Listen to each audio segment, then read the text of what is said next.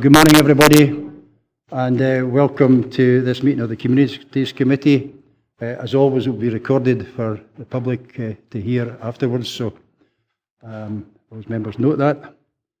Today's business again illustrates the extensive efforts we are making to deliver the Council's priorities and commitments. We have strategic reports that deal with creating a fairer Scotland, fulfilling our strategic housing function, and embracing community empowerment. I'm sure members acknowledge the comprehensive work undertaken in preparing these reports and will want to scrutinise them effectively. I also take this opportunity to welcome the external auditor, who's here today to observe the committee in action. As you'll see, we have a full business agenda to deal with today. It's my intention to ensure we deal with this thoroughly in order to make the important decisions that will deliver our council priorities and commitments. So without further ado, I'll move on to SEDERUNT apologies. Claire? Thank you, Chair. I've got two apologies this morning from Councillor Martin and Councillor Wood. Councillor Ingalls? Councillor Ingalls is at another meeting next door. He hopes to be in later. Okay, thank you. Okay. Do we have any declarations of interest? Graham? Thanks, Chair. Item 6, obviously, I'm a private landlord, landlord registration application and fees, so excuse the room for that. Thank you. Jim? Likewise, Chair, I am a private landlord and I'm declaring an interest in Section 6 of Agenda Item 6, and I'll leave the room for the duration of that particular agenda item. Thanks, Jim. Matthew? Thanks very much. Anyone else? Okay, we'll move on to the minute of the meeting of 30th of April. David, you want in? Yes, thank you, Chair. Just a small clarification. The reason I left for item 4 was not by virtue of being a property developer, but that I have an office in the affected area. Thank you. So it's just to sort the factual part out. Yep, I'm happy with that. Anyone else? It's the accuracy. Happy to move the minutes, Chair. Thanks very much, and I'm happy to second. Okay, we okay with that? Thank you. We'll move on to item 4, the Director's end of year assessment of Directorate Business Plan performance reported by the Director. The report provides members with an assessment of the Directorate's performance on the delivery of the 2015-18 Business Plan. In overall terms, the Directorate is delivering a good performance. As members know, the Communities Directorate is leading on new ways of working with communities which reflect our Council's ambition to be at the forefront of implementing the principles of community empowerment. It is clear from the performance information that steady progress is being made. Before opening up the item for member debate, I've asked the Director to provide members with an overview of the end-of-year performance report. Derek. Thank you, Chairman. Morning, members. Yep, just important maybe to set as the scene before members open it up for discussion and scrutiny is that the current business plan is indeed now complete. Our officers will be sighing relief, and therefore what this report does is it captures our achievements over those last 3 years. As members will see, the business plan includes 26 projects and 80 performance indicators, and in overall terms the OUTTURN position is positive. What's important to emphasise for members is obviously that the business plan only accounts for a very small proportion of the day-to-day work that our staff are focused on. Every day our staff are out there delivering Council's priorities, commitments, with a particular focus within this Directorate on protecting and helping vulnerable people, maintaining clean and safe towns and villages, tackling poverty, and as the Chairman said, empowering communities. It's therefore vital that we recognise for those particular indicators and projects the Directorate has achieved and exceeded those indicators where the Council is focused on in terms of importance. As members are aware, we are in the process of developing our new 5-year business plan, and that will come before the next meeting of this committee, and clearly it will be influenced by the results of this end-of-year report as well as members' input today and also at the members' seminar that's scheduled for early next month. Happy to conclude there, Chairman, and take questions as they arise. Okay, up to questions. Graham, you were first hand up. Thanks, Chair. It's really, I've raised this question before to the Director, Derek, regarding EMS, and still having issues with it. Obviously, we're looking for a review. We just wonder when that's taking place. It seems to be various departments are not getting back to elected members in time. I've been waiting here for a week on the roads department and issues in North West Dumfries that was flagged up last Monday. I've not heard. And the number of times that members of public report faults on the roads to me, drains and bits and pieces and that, they say that it's going to be added to our improvement list, onto our list. Well, sometimes many, many months later, these jobs have not been carried out. We need to have a robust mechanism. It's feeding back to elected members, say, well, it'll be, the drain will be cleared out on the 1st of June, it was carried out or done. So we need something done. It's only certain departments are finding EMS, normally when I contact the planning department, I get an answer in a couple of days and it's pretty good. It seems to be the roads department it's failing. We need to tighten this up, because I've got constituents out there are wanting answers, and I want answers within a certain number of days. So I hopefully we can take this on board. Thank you, Chairman. As members will see, it's good news that we have increased numbers of inquiries coming through both community council system and the elected member inquiry system. That's positive. I think given the overall resources of the council, the percentage figures of meeting deadlines, I would suggest that 85% is of a high standard in overall terms. However, there is no doubt that there are areas for improvement, and particular areas that the members highlighted. We are in discussions with the officers to take a more informed approach to ensure that when we get back to whether it's community councils or indeed elected members, that we do give an indication of likely timescales and ensuring that if there is an inquiry, the specific issue should then be followed up in due course to update elected members as well. So the point's well made, it's accepted by me, and obviously each directorate, as part of their end of year report, will receive their performance in relation to elected members' inquiries. So in relation to those issues, I'm sure it's something that members, if they're so minded, would wish to discuss at the E&I committee as well. But the point's well made.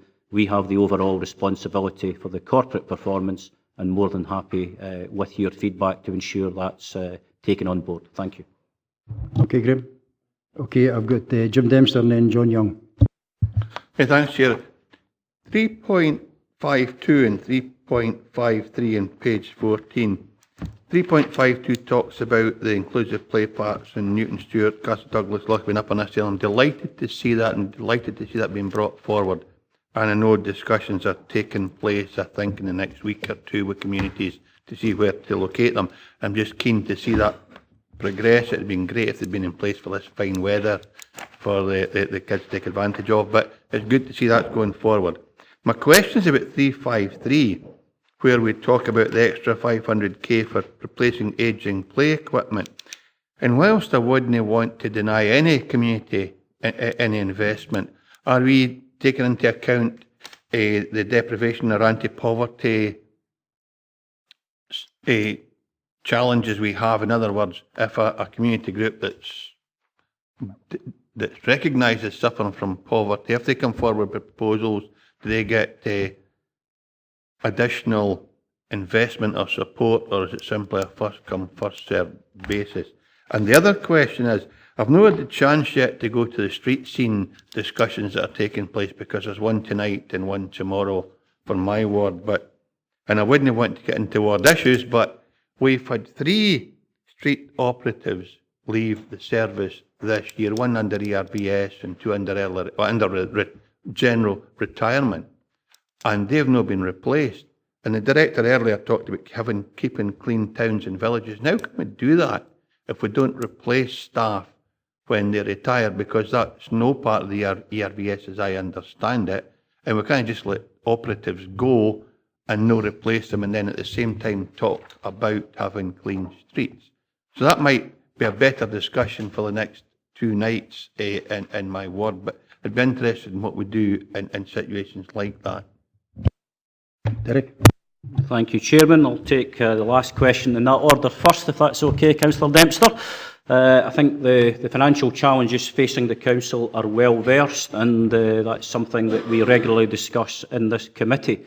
The specific you referred to is that there was a service review, members will recall, 3 years ago in neighbourhood services, and we have been gradually ensuring those savings were achieved, and therefore the reduction in the workforce has been a planned process over 3 years to ensure that we have avoided compulsory redundancy.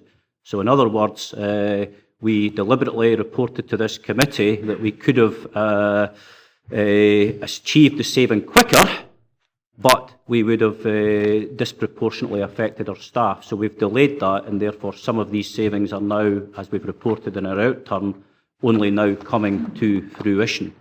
Likewise, it's important to remind members that one part of the budget is £2 million of staff savings that were agreed as part of not this year's but last year's budget, and again, therefore, there will be staff reduction. So I think it's important for all of us to remember we're in this together, and the Council's got some hard decisions and hard choices, and clearly we need to do that in a manner that members are fully up to speed with some of the consequences and implications, which does lead nicely to the community conversations, because the whole purpose of these events is to have an honest and frank conversation with the public to highlight that there are X number of resources spread across the whole of Dumfries and Galloway, and what we need is for the community to give us an indication of what their priorities are, how we can reflect that in our resources, but also how they can help us by their efforts. And I think we're very fortunate that in Dumfries and Galloway we have got active and committed communities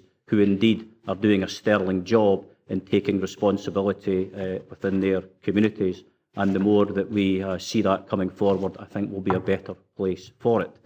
That leads into the second point to you, Chairman, for Councillor Dempster, and that's the Parks Fund. There is no specific allocation on the multiple deprivation index, because this council has previously recognised the issues of the Scottish index of multiple deprivation doesn't necessarily reflect the challenges of rural areas, and that's clearly something that we are continually looking at, a better scheme of assessing deprivation, and we'll continually do that with members.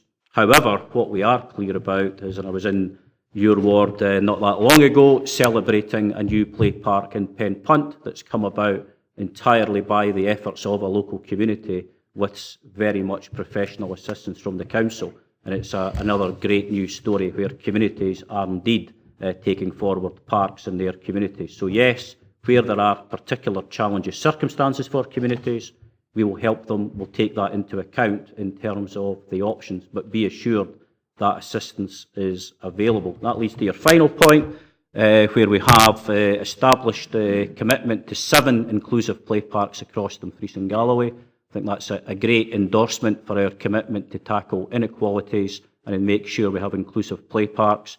What we learned, members will recall, from the first phase was how vital it was we had open discussions with communities to determine the type of equipment, the location of the park, the additional facilities such as changing places, toilets and disabled access. So it's vital that we do all of that consultation and engagement before we simply build a new park to find we built it with the wrong equipment in the wrong place. So members can be reassured that we're on that work just now, and there's an absolute pleasure to be in a place where Dumfries and Galloway will have 7 inclusive play parks at the end of this process. Thank you, Chairman. Just for your indulgence. Is it the same point, Jim? It's the same point, Chair. And I'm content with Derek's response about the play parks. I think it's a good news story, and I've always said that. And the fact we're progressing it throughout the regions, it's laudable. The point I wanted to make, though, was if and maybe a discussion need to have offline with Derek, but if the proportion of members of staff that are retiring are on the one location, there's a clear imbalance that doesn't provide the service that we need.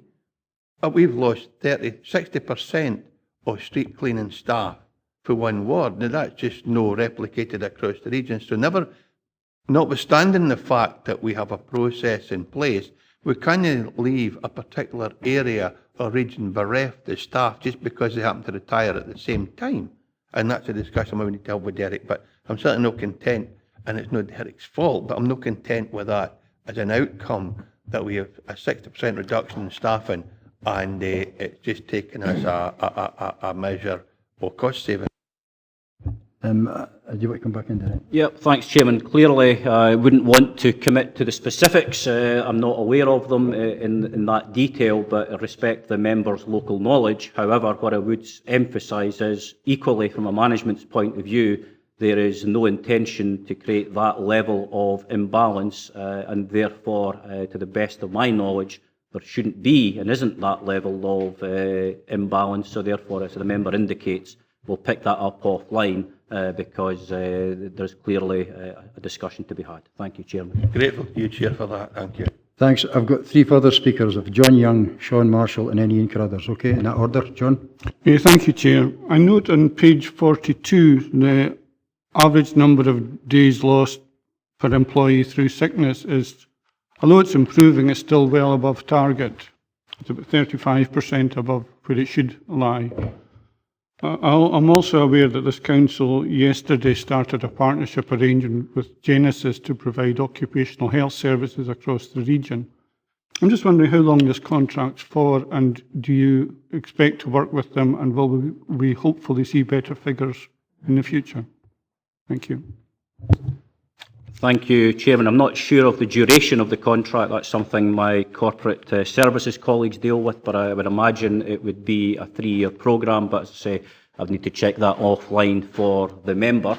We're certainly clear that this is a new contract that offers new opportunities to maintain our commitment to keeping a healthy workforce. We've recently just completed our initiatives on Mental Health Awareness Week, for example, and we're quite clear we're seeing positive results from that, and I'm sure with our occupational health colleagues within the new contract that will also help in that regard. Just the comment, since the member has raised that issue, Chairman, I think it's important to emphasise that the figure has improved. It's not improved enough, and hence we are doing everything possible to further analyse the absences. Part of the indicator we want to look at, for example, is the gender, the age profile of our workforce, because these are all considerations. You would see that 10% of our absence, for example, down to surgery.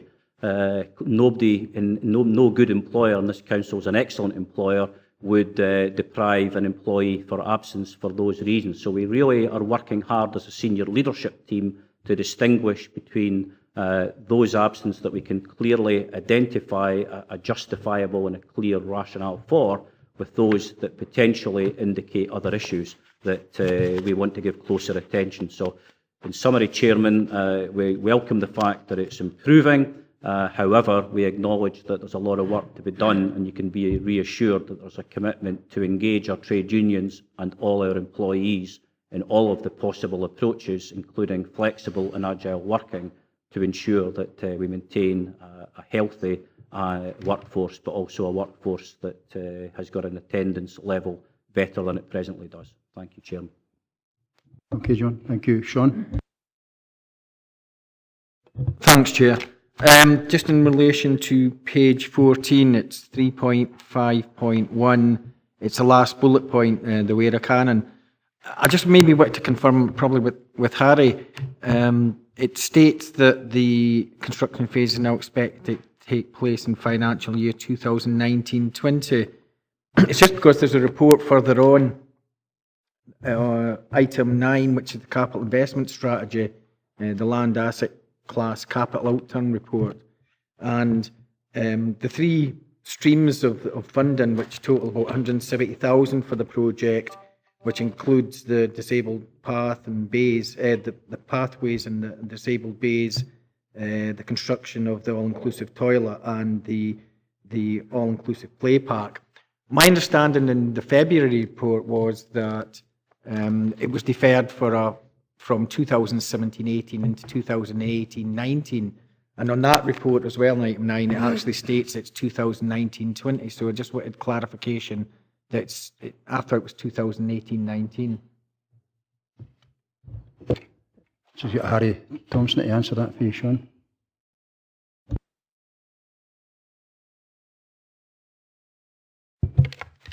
Thanks, Chair.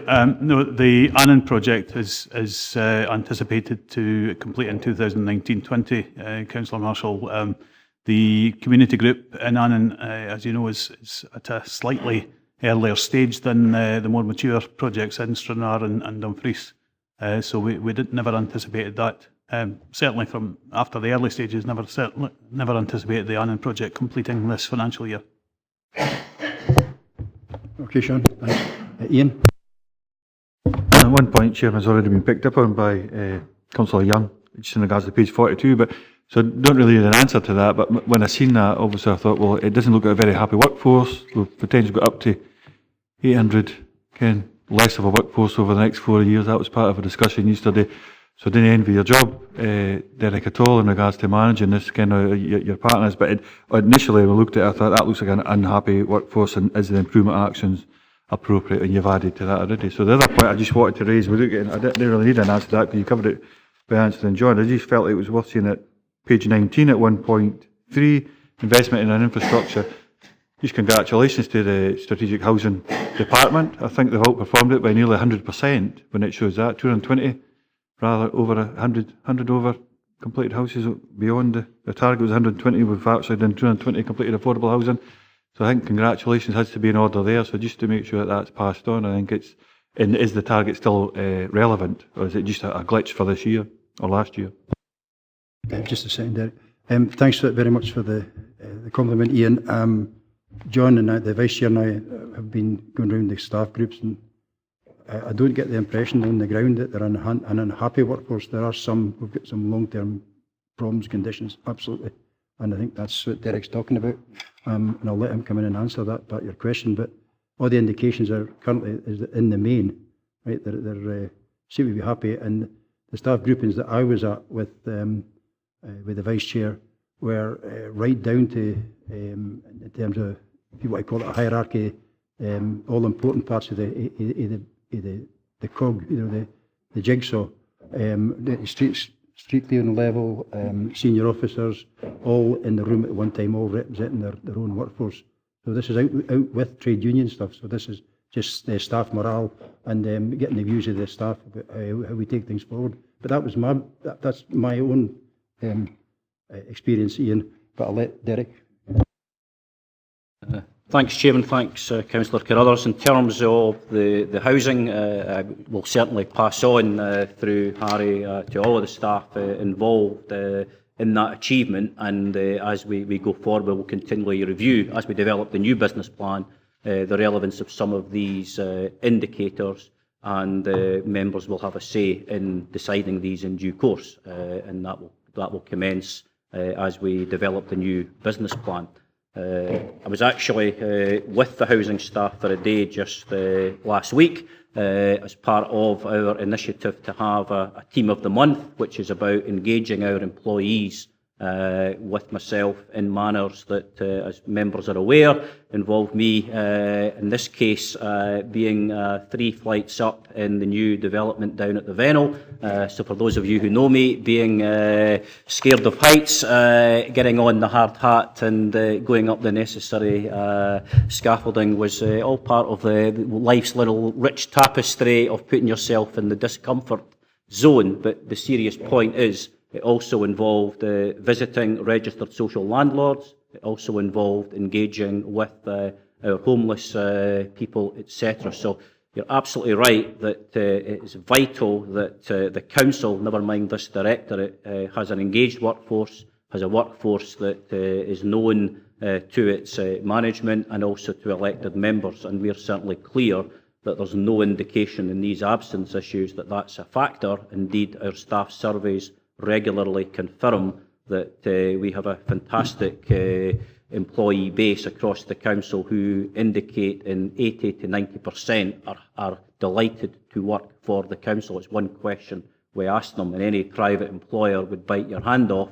to have a workforce that have that level of commitment, and that's something we as a directorate are working very hard at maintaining. So I would be very comfortable with any elected members following up the actions of the Chair and Vice Chair at any point you want to come out, meet the staff focus groups. It's certainly, for all of us, a humbling experience, but also an informative experience, and therefore I'm sure elected members can pick that up with us offline. We'd be happy to take up any requests. Thanks, Chairman. Okay, thanks for that invitation. Davy? Just like to say, it's good to see that next year we've secured 2 major ice hockey festivals again for the area. I think it's great. And also I believe there's got to be an announcement made today in telly if the Tour of Britain's got to come into either Dumfries and Galloway or Borders. So I hope the sun shines on us, we can get the Tour of Britain back, because it's a great asset. Absolutely. Anyone else? We exhausted the questions for the Director. In that case then, I'm about to move to recommendations. Members are asked to, 1, review the overall summary, which we've done, and 2, scrutinise the exception reports and consider whether the actions proposed are adequate to improve performance and enable future monitoring of areas which have not met the target, Appendix 2, and 3, agree the 7 proposed amendments to current business plan projects, and that's Appendix 3. Happy with that? Okay, we agreed. Thank you very much. In that case, thanks, Derek. We'll move on to item 5, which is the Local Housing Strategy 2018-23. Against report by Head of Customer Services. Members are asked to agree the Council's draft Local Housing Strategy, which will be submitted to the Scottish Government for assessment. This Council is committed to protecting vulnerable people and increasing the availability of affordable homes. This Local Housing Strategy is a vital component of our Council's ambitions to reduce fuel poverty, tackle empty homes, improve housing conditions and regenerate our town centres. As I advised members yesterday, a further submission has been received by a stakeholder, and officers have indicated that, subject to members' consideration, this proposed change can be incorporated into the submission. Now, you all get an email from that organisation yesterday. I've got Jamie and Jim O'Neill here, Jim O'Neill, to take any questions on the report. Are we just happy to go to the report, Derek? Yeah. Okay, we're just happy to go to questions? Yeah, okay. Yeah. Thanks, Chair. I think, in the bulk, I think this is a really good plan going forward and a good submission to the Scottish Government. I would have a couple of proposals, if you like. I don't think I could fully agree to the draft strategy at the moment. For example, on page 77, there's references how we're going to have looked after young people and previously looked after young people. I think it would only be right that the Council has developed a Champions Board that's extremely successful. I think that 4 out of the 5 elected members that sit on that Champions Board are here today and will most probably agree with me that Champions Board is becoming a fantastic and successful forum for developing a greater understanding for the Council on the views and experiences of looked after young people. And I think it would only be right to include in the strategy how we can use that forum to continually improve the work that the Council is doing and meeting our priorities.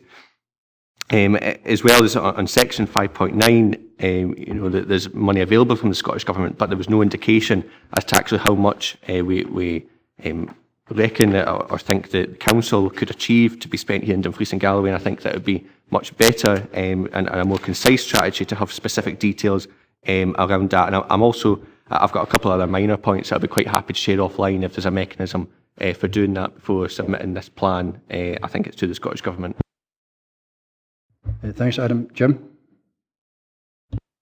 Yeah, thanks, Chair. Obviously, the draft report is in front of members today for them to consider the content, and certainly from an officer perspective, would welcome any comments that will strengthen the document, improve the document, and allow it to more to reflect corporate priorities well. So in relation to, for example, looked after children, it's a key corporate priority to deliver good outcomes for looked after children. Housing plays an important role in delivering those successful and good outcomes. And I think it is important to recognise the fact that there is a Champions Board in place, not least because that involves and includes young people themselves. So I would be happy to discuss the suggestions with the councillor and take on board those comments, because I think they'll add and strengthen the document. Thanks, Jim. Jane? Thank you. Yes, in actual fact, I was going to mention exactly the same page and exactly the same issue with respect to looked after and accommodated children. At the moment, strategically, we have places for them, But what we don't do is permit them to share. We don't have arrangements to permit looked after and accommodated young people to share accommodation in an easy way. And I think that's something that the Champions Board will probably take up. I want to add my weight to exactly what has been said at this point. Thanks, Jane. David? Thank you, Chair. My understanding is that the Scottish Government will give an RSL £70,000 to create a new unit. And at the same time, if you're a first-time buyer, you could borrow up to 15%.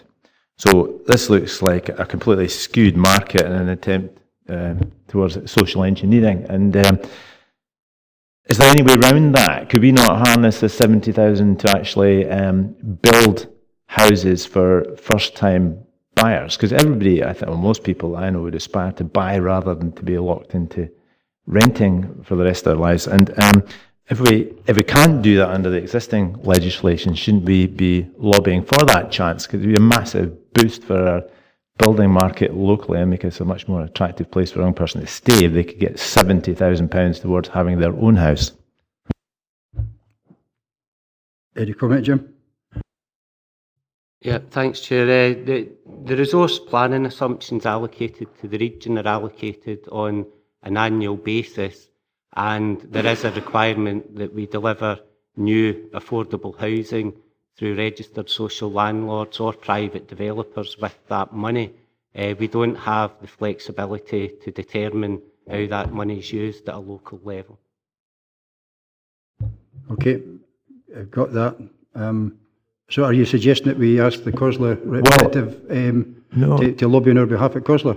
Well, maybe I'm wrong, but I think the money is going towards rented accommodation exclusively. I know that sometimes the RSL sell the odd house, but this is money that could go for a house that a young person could buy as a first-time buyer, is it? Jim? Yeah, thanks, Chair. Members, through the agreement of the Strategic Housing Investment Plan, also agreed to fund private developers. Building craftsmen, for example, were included in the Strategic Housing Investment Plan, and they are able to access funding through the current arrangements, and they are delivering, in one site in particular, low-cost home ownership options as part of the Strategic Housing Investment Plan. And that was previously agreed by members, and it's since been funded by the Scottish Government. So low-cost home ownership is an option through the SHIP if developers want to deliver that, and mid-market rent is also an option through the SHIP if developers want to deliver that. So just a second, David, please. Right, so just to clarify for members, so what you're saying is that option is there for private developers if they so wish to go down that route?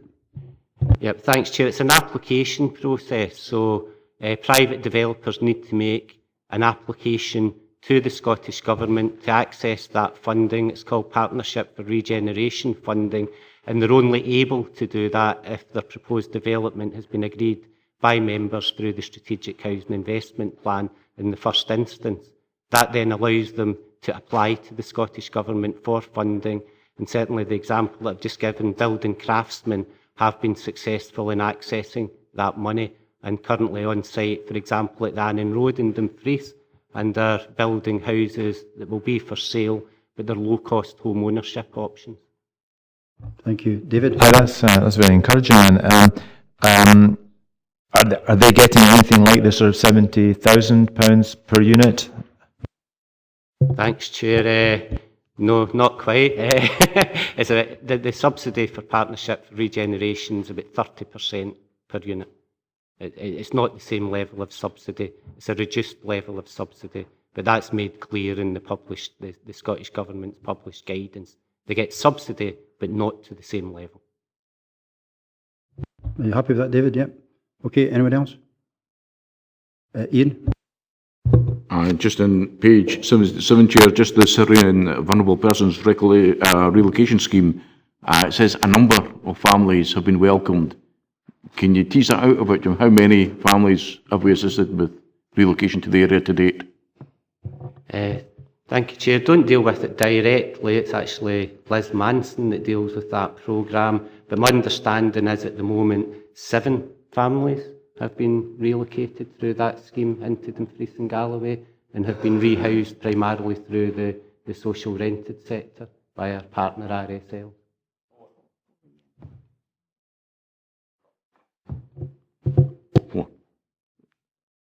The scheme's been operating for 2 years, so I think we're into year 2 now.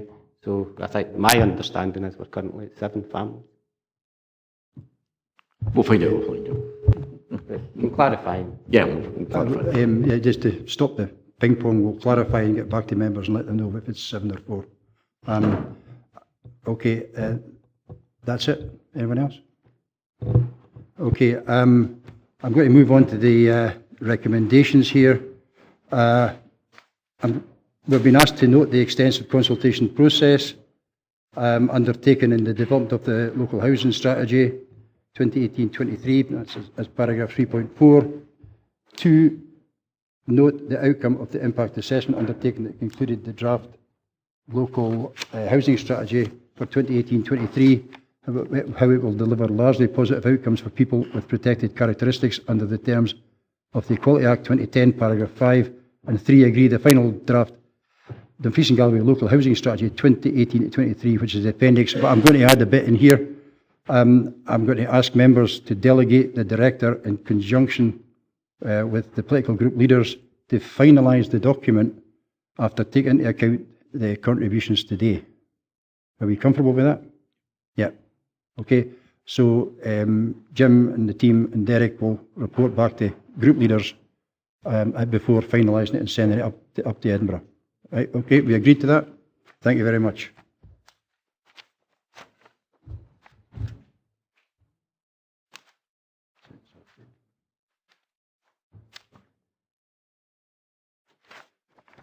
Okay, we're moving on to item number 6, some declarations of interest.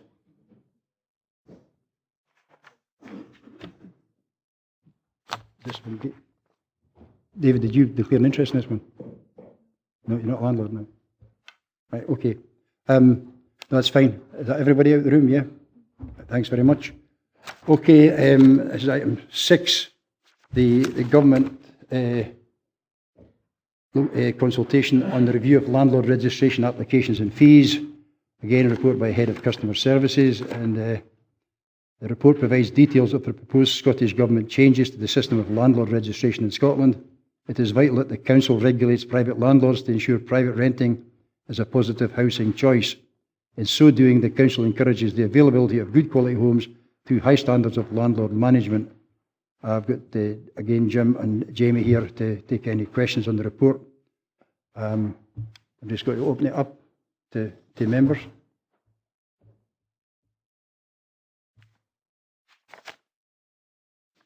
No. Nothing? In that case, then, we'll go straight to the recommendations. We'll note the content of the Scottish Government Landlord Registration Consultation on a review of landlord registration applications and fees, seeking responses by the 7th of June. And 2, agree the consultation response to the specific questions posed by the Scottish Government. And that's in Appendix 2 again. So, happy with that? Thank you. Agreed. Thank you very much. Move on to item 7. This is the review of housing support contracts. Sorry, can you get the other members back in, please? Yeah.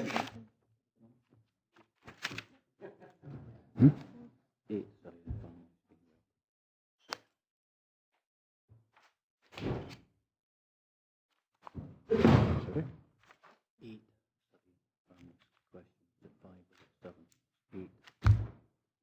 What have we done 7 yet? Families.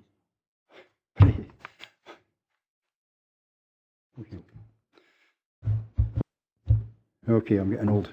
Right, we're in item 7 just now. Yep, I've got that right. Review housing support contracts. The report provides members with an update on the review of commissioned housing support and associated advice, assistance and information contracts. It also provides details of proposals for shelter accommodation.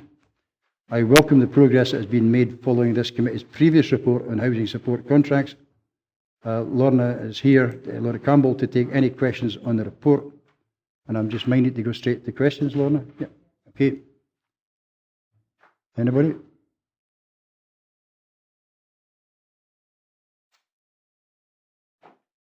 No. In that case then, I'll go straight to recommendations. Members are asked to note the move to an enhanced housing management model by the providers detailed in paragraph 3.6. Agree the proposal to reduce the remaining sheltered accommodation contracts by the level of income from integrated alarms as detailed in paragraph 3.7. Read. 3, to agree to the transfer of contracts and funding to the Health and Social Care Partnership as detailed in paragraphs 3.9 and 3.10. Agreed. And 4, note the new Advice and Information Commission is out to tender from 26th of April 2018 as detailed in paragraph 3.1. Happy with that? Okay, thank you very much. Thanks, Laura. Move on to item 8, Universal Credit and Welfare Update. Report by Head of Customer Services. Again, the Council is committed to protecting our most vulnerable people and mitigating the worst effects of welfare reform. This report highlights significant increases in applications for crisis grants, which sadly confirms people in our communities are facing genuine financial hardship. Thankfully, we have maintained a turnaround of dealing with these applications of within less than half a day. Unfortunately, community care grants applications are also increasing, and these are taking much longer to process. Officers are actively taking steps to address this issue. I would also highlight the 3 case studies in Appendix 4, which bring to life people's real experiences of living in poverty and the assistance being provided through our welfare and housing support officers. Again, we as a council are focused on our limited resources on protecting vulnerable people. I've got Paula Doherty here to take any questions. I'm minded again to go straight to the questions, Paula, unless you have anything to add. Okay, straight to questions. Okay, Tracy, then Rob, then Adam. Okay, Tracy. Thank you, Chair. It's not really a question, it's just, well, now that Universal Credit is live in our region and the first signs show a significant rise and that, well, this could be catastrophic for the people of Dumfries and Galloway, I'd like to point out, if you go on to page 171, the Crisis Grant Performance Working Days process, and just commend the way that the staff are dealing, how remarkably well they're dealing with this. Despite the increase in the workload, they're delivering the crisis grants in 0.2 of a day. I just think this needs to be recognised, and I'm sure all the members are agreeing, thank the staff for making a very negative and difficult situation, taking at least some of the stress out of it for people. Thanks, Tracy. It's a comment more than anything else, isn't it? Derek, can you come in just? Yeah, thank you, Chairman. Thank you, Provost. Your feedback is appreciated. I can assure you it does mean a lot to the staff. They're working extremely hard in challenging circumstances, so your sentiments are appreciated. I note that was shared by members. Therefore, if you're in agreement, Chairman, I would intend to write to those specific staff after today's committee on behalf of the committee, just to acknowledge the feedback and the appreciation you've given them today. It does mean a lot, so thank you for that. Okay, thank you. Rob? Thank you, Chairman. Yes, please, Mr. Crichton, I think that would be welcome, and fully support that. I was looking at 3.7. We're quite right to be identifying increased demand and looking at what might need to be done as a result of that. The priority levels at high and high most compelling, I suspect that this has been explained to us at some point in the past, but I can't remember the difference between the two. Is it possible to explain that, please? And can I also check that, because I would assume that a shift from high to high most compelling would mean that there would be people who would at this point receive a grant who would not in future receive it, that decision would be brought back to this committee for us to consider and its implications before it was implemented. Thank you. Paula? Yeah, the priority level generally affects community care grant applications, and what we find when we change priority level, customers who would get an award still get an award, it's just the items they get change. High is where there is an immediate and severe need, and the award of items brings an immediate change, so that there would be a risk to them, a significant risk to them if they were not to receive that item. Certainly, we will be continuing to monitor the spend in the fund, and if there is a need to amend the priority level, it will be brought back in a further report to this committee. I can also get you the details of exactly what it means on the different priority levels for the application process from the new Scottish Government guidance that we've just recently received, and share it with members. Rob, do you want back in? Yeah, I think that would be very helpful, actually. I mean, certainly as a piece of information that might be furnished to members of the committee after this meeting.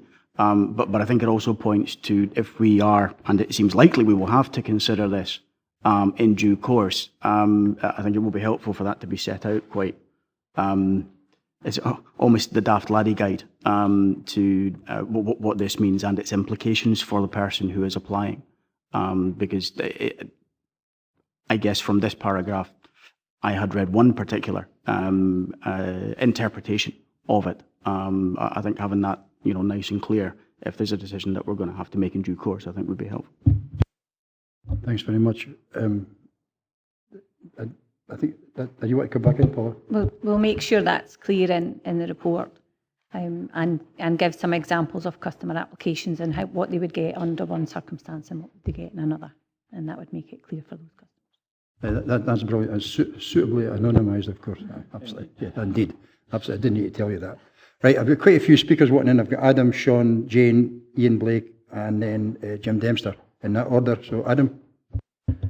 Thanks, Chair. I think my feelings on universal credit are well known, so I won't bore the committee with those again. But unfortunately, we've got some of our most vulnerable people in this region suffering as a result of welfare reform. I was reading the report on the rollout of full service universal credit in East Lothian Council, and some of the worst cases where claimants from before to after universal credit full service rollout were £2,000 worse off, which to anyone on a low income is completely devastating. And that's why it worries me, again, it's been pointed out in 3.7, about the fact that, and it's a sentence, emerges a real risk the available funds would be exhausted before the end of the financial year. And I appreciate that, any information this will be incorporated into a future progress report, but I think it's worth bearing in mind, we as a council having to find cuts every single year as a result of reduced budgets. That isn't a decision of this council, it's a decision of governments elsewhere. Funnily enough, governments are putting this burden onto this council to ensure, and we want to protect our most vulnerable people. I just wondered, can we just make sure it's incorporated into a future report, but that we do it as quickly as possible? I'm worried that we could meet at the next full council, next communities committee, and it look okay. But there's been absolute horrible economic news from my part of the region in Ireland and Eskdale, which unfortunately will lead to job losses, which I don't know if has been factored into some of the calculations and predictions at the moment. So just appreciate a wee bit of information on that. Paula? Certainly, I'll make sure that the information that you're requesting is included in a future report.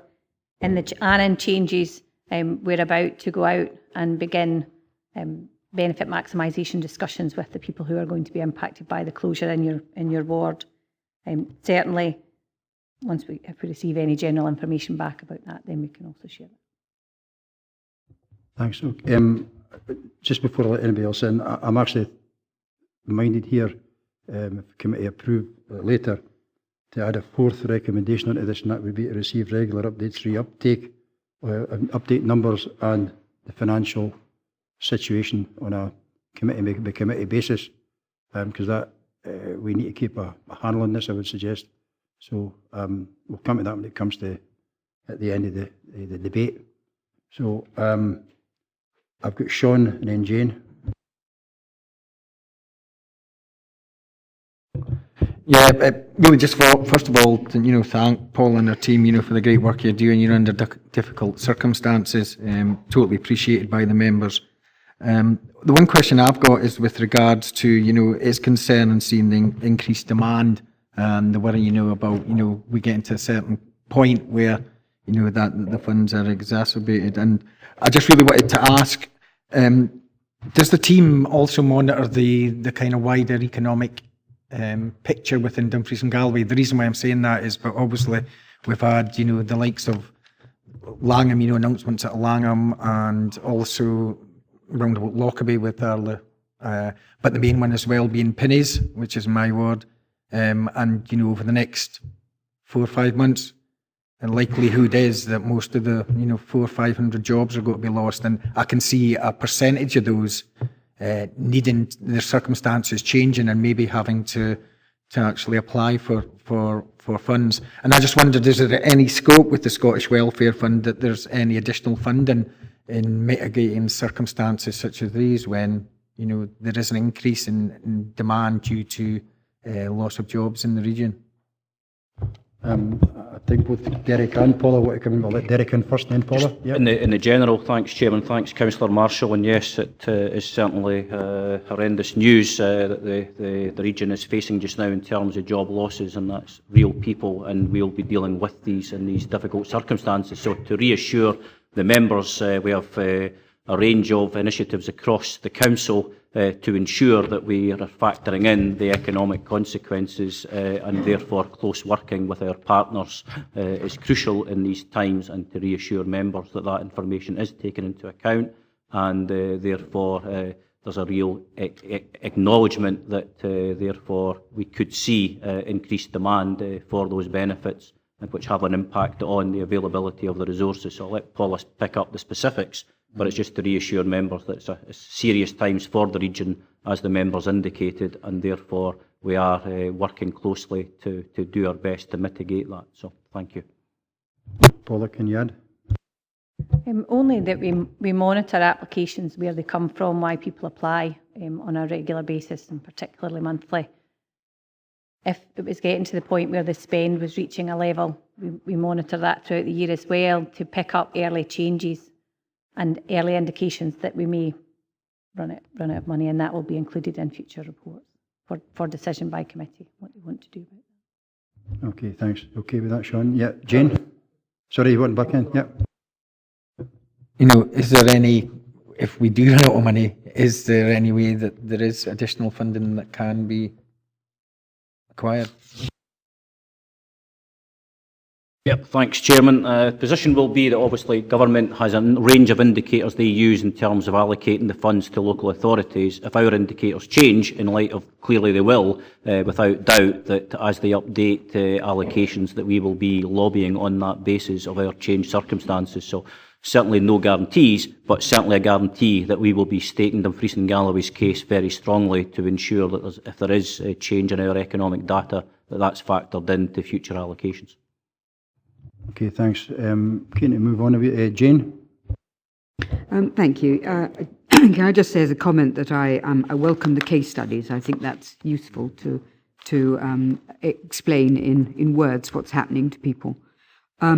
Could I also ask on page 169, with respect to the box number 2, the responsibility being Health and Social Care Integrated Joint Board, could you possibly expand on what maybe is going into that?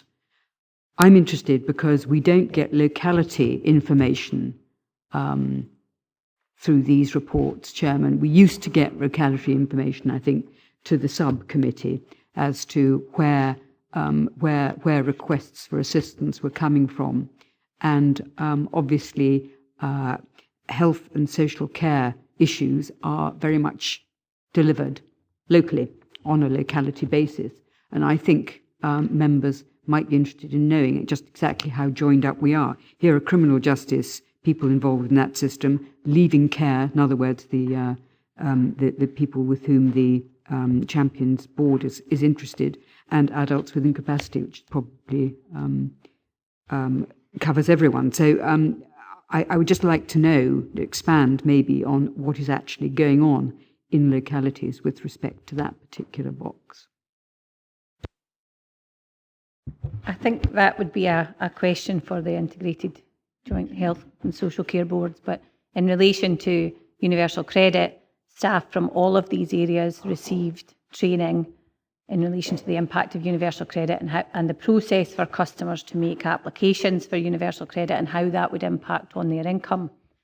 Universal credit is a standing item at meetings in these areas, and I have personally attended a number where I've been explaining universal credit and how it may or may not impact on their services in the short and medium term. When we go to full rollout, when existing customers are transitioned off legacy benefits into universal credit main, which is right now, it's spoken about as something that's going to happen in the future, but certainly will be back again, because that's when the bulk of customers will be moved in these particular groups. So just now, low impact for many future. Okay, I can totally understand where Jane's coming from in this, and I'm actually wondering if there's a capacity here to have some sort of infographic which would show the spider's web, right? So all the different ways, how the different agencies are interacting and how they all affect the universal credit. I think that's a fair question, and maybe one Jane and I can, and Ian's away, but we can take up at the Integrated Joint Board, for example. But I don't think as a council we could do it for council services, and the NHS could do the same, then marry it two together. I think we need an overall picture, absolutely, because there's a danger here. The left hand's got to give and the right hand's got to take away. I think that's something we need to guard against. Does that fair comment? Yeah. Okay, so we can work on that behind the scenes. Ian Blake. Thank you, Chairman. It's on page 166, paragraph 3.5. It's a comment at the top. Applications for assistance for the Welfare Fund continues to rise. If we go to page, what's the plate now, was it? Yeah, it's in Appendix 2, where it shows the figures. According to the figures here, over the last 3 months, from March, April, and albeit part of May, it shows a downward trend. In that, and in fact, if you look at the figures for the entire last year, the average monthly figure for applications or numbers received was 392. For the first two or part of 2 months this year, it's 364, which again shows a downward trend. If we look across to those that have actually been awarded, it's fairly static at 68%.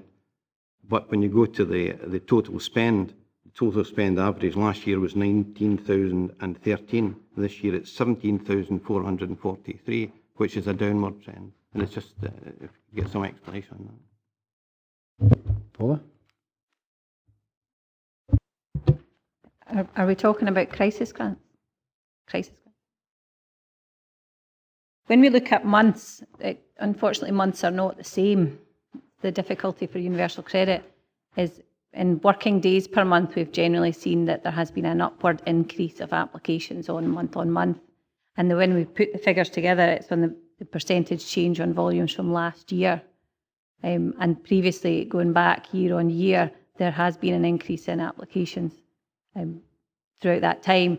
Spend month on month generally depends on what customers are applying at that time and how long they need assistance for.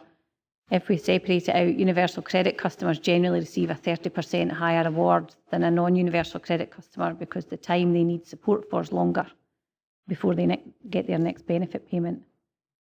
I understand your question. Kind of, but it's certainly over the last 3 months the numbers that have been received certainly show a downward trend as opposed to the previous. January, February, March, or February, March and April, because 387, 442 and 432. Sorry, could you repeat that, Mr.?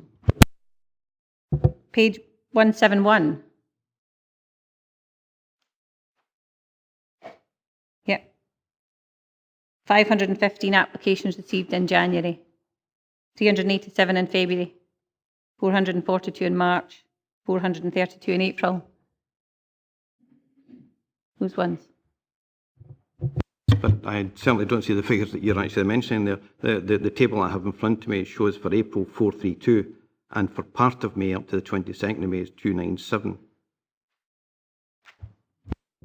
I was just going back to the previous year, January, February, March, then April this year. Then May obviously is up to the 22nd. We had Easter in April this year. whereas it was in March last year. Sorry, Chairman, if I could come back. I do appreciate that, but bearing in mind this is an update report, the comment there continues to rise, but in the last 3 months it's actually shown a decrease. That was my point. Maybe it would be best to talk about it out with the meeting.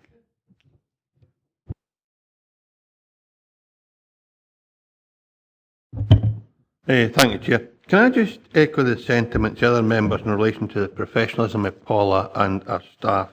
I've had a number of dealings or conversations with Paula over the piece on behalf of constituents, and I've always been grateful for the professionalism and guidance I've had from her. The point I want to make, Chair, is in page 178 and 179, case study 3, in the last paragraph in page 179, where it talks about payments being made to Stirling Park. I think what we're doing in this situation, it's probably the council as well, because this one refers to council tax. We're actually compounding the issue of debt by sending in a debt collection agency that charge fees for their services, and I wonder if there's some way we can mitigate against that.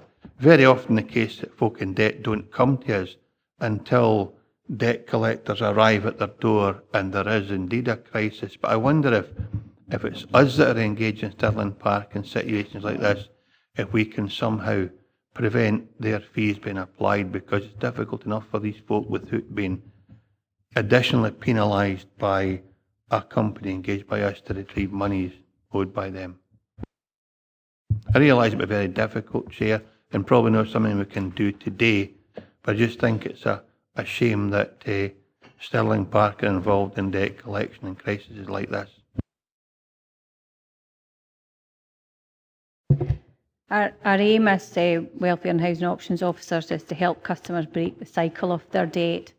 We engage with them to ensure that they pay their current ongoing liabilities, and any monies that they have left over, we work with them to make an arrangement to repay their previous situation. The reality is, what we work on first is making sure that they meet their current ongoing liabilities, their ongoing rent, their ongoing council tax, and then own up or step up to the fact that there has been an issue in the past. If they have no ability to pay, they can't pay Stirling Park. We work with them to come to a position on that. So we are definitely trying to get them to engage now, rather than incurring the additional costs of utilising debt collection. Thanks for that, Paul. Thanks, Chair. David? Thank you. Just taking a slightly different view than Councillor Blake here, looking at the 171. If I look at April, May, and compare year to year, then it's broadly the same, or perhaps slightly a fall in these crisis grant payments. So, far from us being in some sort of crisis, I think it's kind of business as usual there, isn't it? Sorry, I'm not following what are you comparing?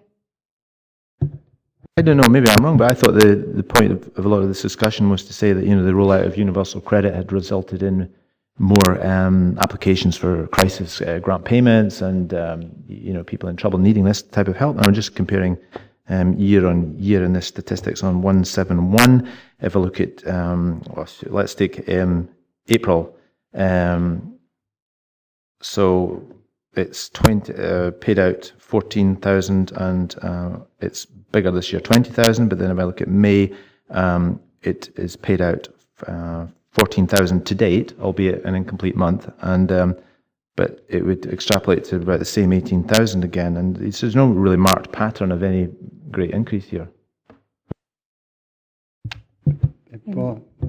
Certainly, what you were comparing was 352 applications in April 17, which didn't contain any public holidays, so our number of working days in that month was a full month of work coming in, customers being able to access the fund, to 432 applications in April this year, which did contain public holidays, so we had a reduced working month. So you would expect an increase then in May this year over last year? I have the total figures for May, because obviously we're now in June, so I have the full month. We've received a total of 429 applications for a crisis grant in the whole month of May, and 197 community care grant applications. That was a 45% increase in community care grant applications based on May 2017. Okay, I think that's answered that one. John, sorry. Thank you, Chair, and thank you, Pauline, for demonstrating that there has been a dramatic increase in the number of applications for crisis grants. I'm aware that this must throw a tremendous emotional draining work on your frontline staff, and we have a duty of care towards all our staff. Could I just ask that we carefully monitor the health and well-being of your staff carrying out this extremely difficult work? For the tape, that's yes. Thank you. Thank you, Chairman. Just reassure the member your concern is noted as of the member's earlier comments, and as I said, we have a range of initiatives in place to maintain a healthy lifestyle in the workplace, a range of initiatives, and certainly welcome members' support for those initiatives. And our Mental Health Awareness Week has had very positive feedback across the whole Council. So continue to appreciate the support from members, and as I've said earlier, happy to take up any requests to engage with staff at a future date. Thank you, Chairman. Okay, Sean, I think we'll start to wind it up after that, okay? It was really just a suggestion for reports going forward, because I too, like Jane and probably other members, have found the case studies helpful. But what that does reveal as well is that the time taken on each case can be quite considerable. You know, it's about going from different agencies, setting up interviews and that. So it'd really be probably interesting for a future report if you can maybe just tell us how long each case kind of takes on average, because I would imagine that it's a few hours' work at least to resolve these cases. Yes, for the tape. So we can incorporate that into the report. Yeah, okay, quite easily. Yeah. Okay, then, in that case, I'm minded to move to the recommendations. We're asked to, one, note the full service universal credit is rolled out in Dumfries and Galloway on the 16th of May. 2, note the progress made in relation to the Universal Credit Action Plan. Right. And 3, note the work in relation to the Scottish Welfare Fund application numbers and its importance in supporting customers experiencing hardship due to welfare reform. Right. And the 4th one I'm minded to add is for this committee to receive regular reports with the update numbers and details of the resources expended, in dealing with these applications and the financial implications on a committee by committee basis. With the added proviso, of course, if there was anything really untoward, there's an expedited process for the leader and deputy leader and chief executive and else to do something different. Jane, is it something you want to add? Well, could I go back to the question about ward or locality breakdown? Because it used to come to us. We used to get at least once a year, we used to get some level of information. So I just ask that could come to us in some shape or form. Can I add the proviso that as long as there's sufficient numbers that you don't identify somebody? Okay. So it's not a secrecy issue here, but if it's only one person in DG 9AA, then we can't report on that because people would think who it was, So, are you comfortable with that then? Okay, everybody happy? Thank you very much. We move on now to item 9, the Capital Investment Strategy Land Asset Class Capital Outturn Report for 2017-18. Again, report by Head of Civic and Local Services, and it's Harry Thompson's here. The report provides members with the final outturn position for 17-18. On first reading, it gives the impression of a significant underspend. However, on closer reading, the majority of this relates to Dumfries Cemetery and our 3 inclusive play park projects. These projects require ongoing engagement, and I'm sure the end result will be a better product for our communities. I've got Harry here to take any questions on this, and I'm delighted that we've got a nice, easy read for the men in the audience. Right, so basically, if it's coloured, it's not been completed. If it's in white, it's been completed. So happy to take questions. Go straight to questions if need be. Okay. Right, see whose hand was up first. Tracy, Graham, Adam, Jim. Okay, Tracy first. Thank you, Chair. It's the amount of completed works is fantastic. It shows how well the team have been doing. But as Provost, I get approached quite a lot about two very main features in Dumfries town, which is, you'll know, the fountain and Burns statue. Do we have an update on, because I see that we've got slipped to different dates, do we have an update on these two, please? Thanks, Chair.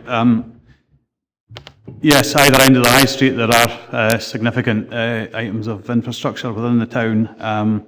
We have now received the engineer's report on Burns statue and are in the process of commissioning works to have that cleaned in time for the Bard's birthday next year. It's his 260th birthday, so the cleaning work should be undertaken prior to that happening. That's coming in at a fairly significant cost, and we will have to accommodate that within the capital budget for this year or bring forward money from next year to cope with it. In terms of the fountain, we've been engaged with Kirsten Rowe and with the Stove Network, who are working to find a solution to the statue jointly with the council, and we've commissioned an engineer's report on that, which would give 100 years additional life to the fountain, but that comes at a very significant cost. So we're currently working with the Stove to identify potential external funding to enable that to be undertaken, and also with colleagues in economy, environment and infrastructure who are looking at the wider town centre regeneration. So that's probably going to take a wee bit longer in terms of lining up the work to be done, because there will be civil engineering work required in that area of the town. So to try and maximise the use of resources there, we need to try and make sure that the works are synchronised, so we're not doing the work twice in terms of the civils work. But there is a proposal there in terms of the fountain restoration. But that again, that's coming at significant cost. So the Stove Network are currently liaising with HLF on potential funding for that. Okay, happy with that? Yeah. Okay, I've got Graham next. Thanks, Chair. There's a question for Harry. Obviously, it's on the Dumfries Cemetery project. I just wonder where it's going to be. What's our lairage capacity in Dumfries? I know elected members got an update maybe 4 or 5 years ago at Nistdale. Where we are now in that, how many years of capacity or lairage capacity have we got within Dumfries? Because this Dumfries Cemetery project has been, I've been elected member for nearly 11 years, and it's been, every meeting we seem to go at Nistdale, it seems to be mentioned. Just wonder where there's an update on it, where it's going to be. Chair, the site identified is on the Castle Douglas Road, adjacent to the golf course. There is approximately 19 years layer capacity left in Dumfries, but clearly, given the size of the town and the fact that a lot of their surrounding settlements also gravitate to cemeteries in Dumfries, then it's important that we do make provision. The work ongoing at the minute is basically further ground investigation works to ensure that there's compliance with the SEPA regulations. They are very, very tight in terms of potential leachate into surrounding watercourses, so we need to make sure that we have all the results there to enable us to move forward. I'd be hopeful that we'll be able to complete purchase of the land this year and then make preparations for preparation of the site thereafter. Okay, Graham, yeah, happy with that. I've got Adam, then Jim, Dempster, and then Ian Blake, yeah. Thanks, Chair. I know there's a number of sort of projects that have slipped from previous financial years, but I think, in particular on the inclusive play parks, these are very big projects, and I think that it's nothing to be ashamed of. I think it's important to get it right, particularly in the fact, as Derek mentioned at the very beginning of the committee, that there will be a further 4 inclusive play parks created, one in my own ward, which I look forward to being developed. But I think it's important to get it right, and that's what the focus must be on. And communities do appreciate, because the council's been working with them thus far, that it's better to get it right, and that may take a little bit of time, but that time will be for the better.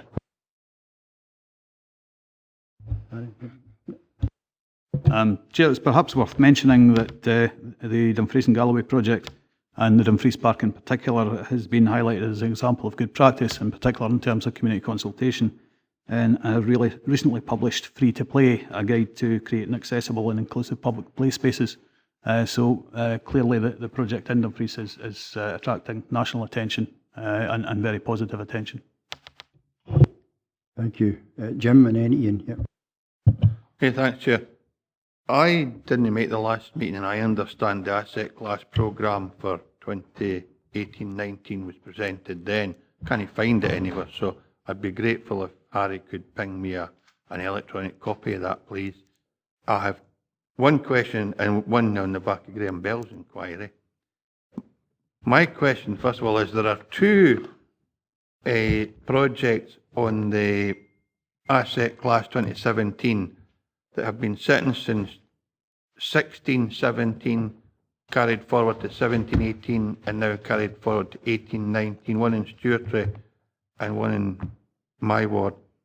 There isn't an explanation to them, which might be helpful as to why it's been delayed for 3 years, but I presume what I'm asking is there an assurance that will be done this year? Because that's now a 3-year-long delay. And the question in the back of Graham Bell, Harry said the Dumfries Cemetery had 19 years left, and I presume he'll have calculated that on the general formula average over the last 7 years.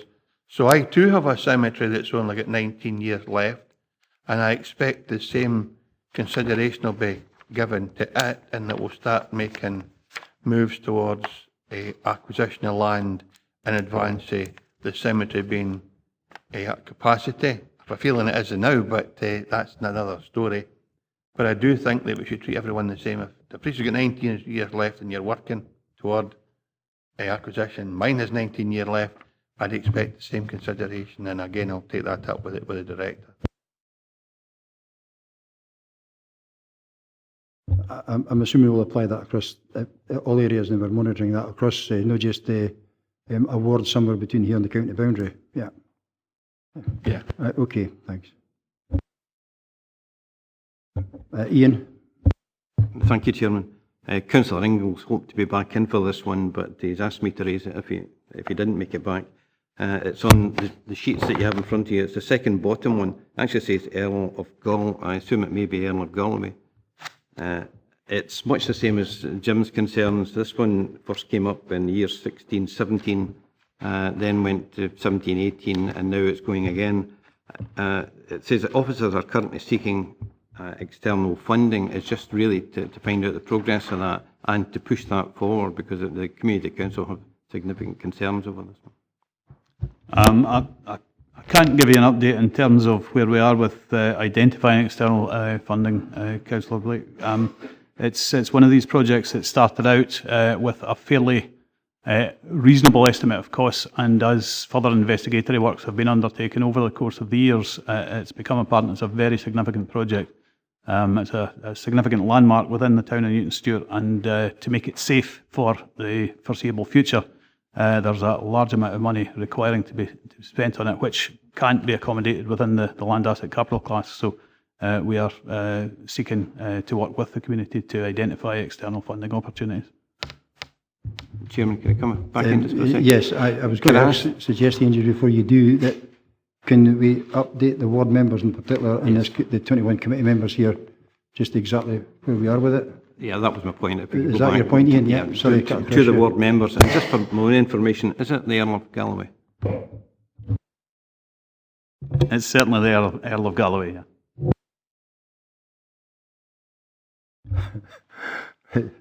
Have we got anyone else? No. In that case, I'll go straight go to the recommendations. And members are asked to, 1, agree the final funding OUTTURN for projects from the Land Asset Class Capital Programme for 17-18 as detailed in sections 3.2 to 3.8 and in the appendix. And 2, agree to continue with projects as detailed within the appendix which have been carried forward to 2018-19. Are members happy to continue getting reports like this in a bigger, clearer format? Yeah, okay, so we can sort that as well. Okay, We'll move on to item 10. Just before I do, actually, I've got some breaking news. Apparently there are 8 Syrian families rehoused in Dumfries and Galloway. That's the final figure. So, just to clarify the little tete-a-tete we had earlier. So we have 8, I believe, right? Let's hope I'm not wrong now. Okay, so we'll go on with the business. That was just for information. And item 9 is the capital investment. Sorry, we're at the item 10, I beg your pardon. The Keep Scotland Beautiful roadside litter campaign. Report updates members of the Keep Scotland Beautiful roadside litter campaign, which aims to assist Dumfries and Galloway Council to reduce litter and fly tipping on our major trunk roads. In simple terms, our council has taken all appropriate action to maintain clean and vibrant communities. Again, Harry will take any questions on this report. Ian. Thank you, Chairman. Chairman, I've got significant concerns about this. I think the pilot that went forward came forward for a period of 6 weeks, which over a year is a very low database. The bins that have been removed, the weight, the number of bags, etc., are concerned. A lot are estimated. Certainly, the weights are estimated. The proposals that to go a step further and remove another 20 from laybys, although the recommendation says remove them, it doesn't say as a trial basis. I think it's premature. I think we need an awful lot more data involved in this. The period concern was over the winter months when traffic is generally lower. It may very well have been over a period of snow when you couldn't get into laybys to put rubbish into them. That I really think that if we want to go ahead with the pilot, that would support that. I would suggest at least a 6-month period, preferably a year, to be piloted. Certainly the suggestion here of permanently removing the bins and no signage, that even the no signage has never been piloted. It's never been tried. So I'll leave the proposal just now and leave it to other members, but that's certainly my point. Do you want to comment on that, Harry? I think we would acknowledge that the trial did take place over the winter-spring period, but the comparisons are there, and certainly from the perspective of the staff servicing the laybys, there was a marked reduction in the litter in the laybys where the bins had been removed, which was quite surprising, given the potential for people to be using those laybys and simply leaving rubbish behind. But it's clear that if there wasn't a bin there, people were generally taking their rubbish away. If there was a bin there and it was full, then they would leave rubbish beside it. And sometimes if it's not full, they still would leave rubbish beside it. So that was very much, and in terms of the amount of waste uplifted, the clear signs were that there was a reduction in waste within the laybys. It's only waste within the laybys that's been counted. So that's the rationale for suggesting an extension of the trial, and we would propose that we would implement the extension from the start of July to the end of September, and then have another look at the results from there. But certainly the public seem to be complying with the notion that if there's not a bin, then they simply take their rubbish away with them. Ian, you want back in? That may be the case in some areas. Certainly to more the further east you go, the information I have, that there was a significant problem there. In fact, the bins were actually replaced earlier than usual, than anticipated, and there were a litter clean-up very soon after that period. I'm quite prepared to listen to other members, but I certainly have very strong views on that. I think it's premature at this stage. That there is no consideration, was the weather bad, were the laybys open? Because there was quite a period of time during that period that a lot of the laybys were not in use. In fact, the roads were barely in use. Yeah. Okay. Chair, there's certainly an issue in the east of the region, and I think it's generally accepted it's associated with traffic coming off the motorway, and to be fair, probably a lot of it is HGV traffic coming off the motorway and leaving litter, and we need some form of a greater public engagement in terms of that, and persuading those drivers not to leave rubbish in the lay-by after they've had their break, because that does seem to be where a lot of it's coming from. But in general, the perception of the staff service in the laybys, as I say, was very much that the general public were complying with it. And we do need to focus our efforts in terms of communication very much on the HGV traffic. As the report makes clear, that there was also some enforcement going on within the laybys and greater efforts at ensuring that we're able to detect issues of littering and fly tipping within laybys and actually enforce penalties to discourage people. I think it was just before we go on to the next question, it's important we recognise the difference between fly tipping and litter. You know, the fly tipping is a sort of commercial, ridden of commercial waste in the main, am I right? Yeah. Not exclusively, but in the main. Yeah. Not exclusively, you will see occasions where there are household items left beside litter bins and laybys as well, and we need to detect and enforce there too. Absolutely. Ian, you want back in? Or just to clarify that point, I never actually mentioned fly tipping, that it was litter in general. Sorry, we had a clear understanding. Jane? I think there are two issues here, aren't there? There's the issue of the that sort of dirty, lazy, open a window, chuck it out type of person, and the tidy-minded soul who puts his picnic litter into a bag and then can't put it in a bin either because it's got too full, so lays it beside the bin and then it gets opened up and all the rest of it. I take a completely opposite view to Councillor Blake. As far as I'm concerned, I would remove all bins, and I would be much smarter about how we deal with litter and tackle the various types of issue that are there, because it's not all the same. I believe that Forestry and National Trust have already dispensed with bins very largely. You are expected to take your litter home. And I think the public is, generally speaking, not surprised if it doesn't find a bin, that they will take it home. That's a completely separate issue to the person who chucks litter out of their vehicle, expecting that somebody else will pick it up. And I'm absolutely for this. I would actually be much bolder, Chairman. I think we should be simply removing them completely. Oh, well, that's great. That's how many awards have we got? 12? That's one champion found. Congratulations, Mrs. Maitland. Right. Before we move on, just a second, Graham. I've got Jim Dempster first name, Graham. I don't think there's any comment for that, Harry, is there? Are you happy to accept the... I think the proposal would be we conduct a further test period before we propose anything further. Right. Okay, I've never known Mrs. Maitland to be so radical in the past, but never mind. Right, can we have Jim Dempster and then Graham, please? Thanks, sir. I'm pleased to see Jane's volunteered to be a champion. That's brilliant. I just want to talk briefly about the future proposals on page 192 about the community asset team ensuring a full litter pick of the trunk roads 3 times in that per annum. I've already spoken to the director about this. It exercised me the amount of rubbish that lies up and down the A76.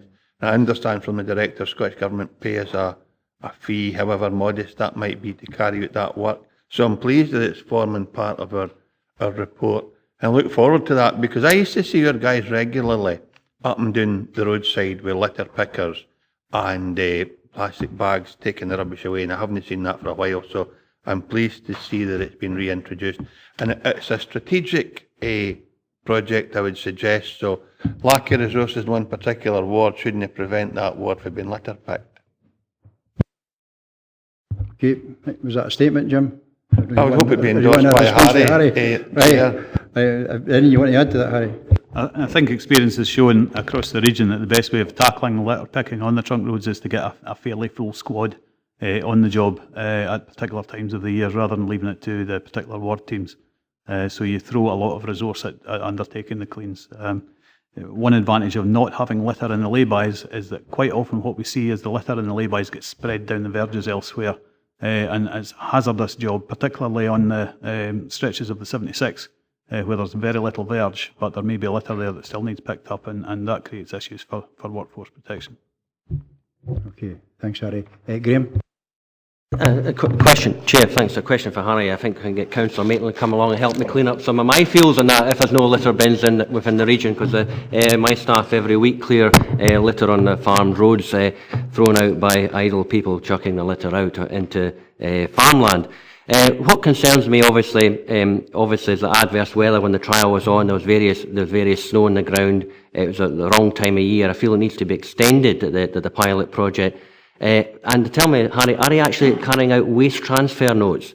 You know what I mean by that? If someone comes to a farm or an industrial area and collects oil or collects waste, you get a waste transfer note. So you're actually collecting and tagging these bags and monitor them, other than weighing them. Because at the end of the day, there's different weights for Coke cans in, papers in, various other types of litter. So there is a waste transfer note so we can actually monitor this. And it's not just about the waste transfer notes as well. It's about if a bin's taken away from an area as well, other areas suffer. Not meaning areas where bins are. I mean, other areas along the A75. I've just come through down the A76 this morning, and which used to be Councillor Dempster's ward. There's a bin there overflowing and there's litter lying about. What concerns me, if they're not using these bins, they're chucking it onto farmland. That's what I don't want to see of private owners. So what are you doing about that? And your waste transfer notes, are you recording these properly due to waste standards? In terms of waste transfer notes, this waste is all part of the municipal solid waste stream, so there's no separate recording of the lay-by or verge waste. It's incorporated within the council's overall waste arisings. In terms of the bins, we do try to liaise with colleagues in EE&I who are responsible for uplifting the bins from lay-bys, and it's quite a frequent item of correspondence in terms of trying to make sure that they do uplift them where we notice their note that they are overflowing. That's one of the issues, as I say, where bins do reach full capacity, then the litter just gets placed beside them. Whereas if they're not there, then as I think as the study has shown, it tends to be that people take their waste away with them rather than leave the waste there. So in terms of the spread onto private land, I think the indications certainly from this are that there's a reduction in the waste. So the intention would be to monitor the situation on an ongoing basis over the next 3 months, over the summer period, and bring a report back to committee thereafter. Okay, thanks, Graham. Ian Howie. Thanks, Chair. I'm just wondering if we're being sufficiently robust on enforcement and we're using all the tools that are possibly there. I appreciate detection is incredibly hard, but perhaps we could use our Facebook page to encourage people to submit dashcam evidence of what's going on. In addition, there was an incident recently in the Stewart of the Ramhill Bridge where an object was thrown from a car which smashed another car's windscreen. So it is the possibility of using the old Section 3 as amended of the Road Traffic Act of inconsiderate driving. It's certainly inconsiderate to throw objects from your car. It is a hazard to other road users. It's a hazard to our staff.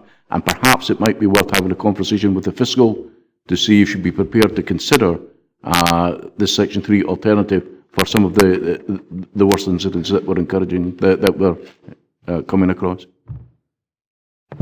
Certainly we need to use all the evidence available in terms of trying to track down perpetrators of littering, and the incident you referred to, Councillor Howe, is particularly horrifying in terms of the potential impact on other road users. Thankfully, most people tend to throw to the verge, although that's still unacceptable, but we will certainly engage with through community safety in terms of trying to maximise the information we have available to try and track down people who are littering.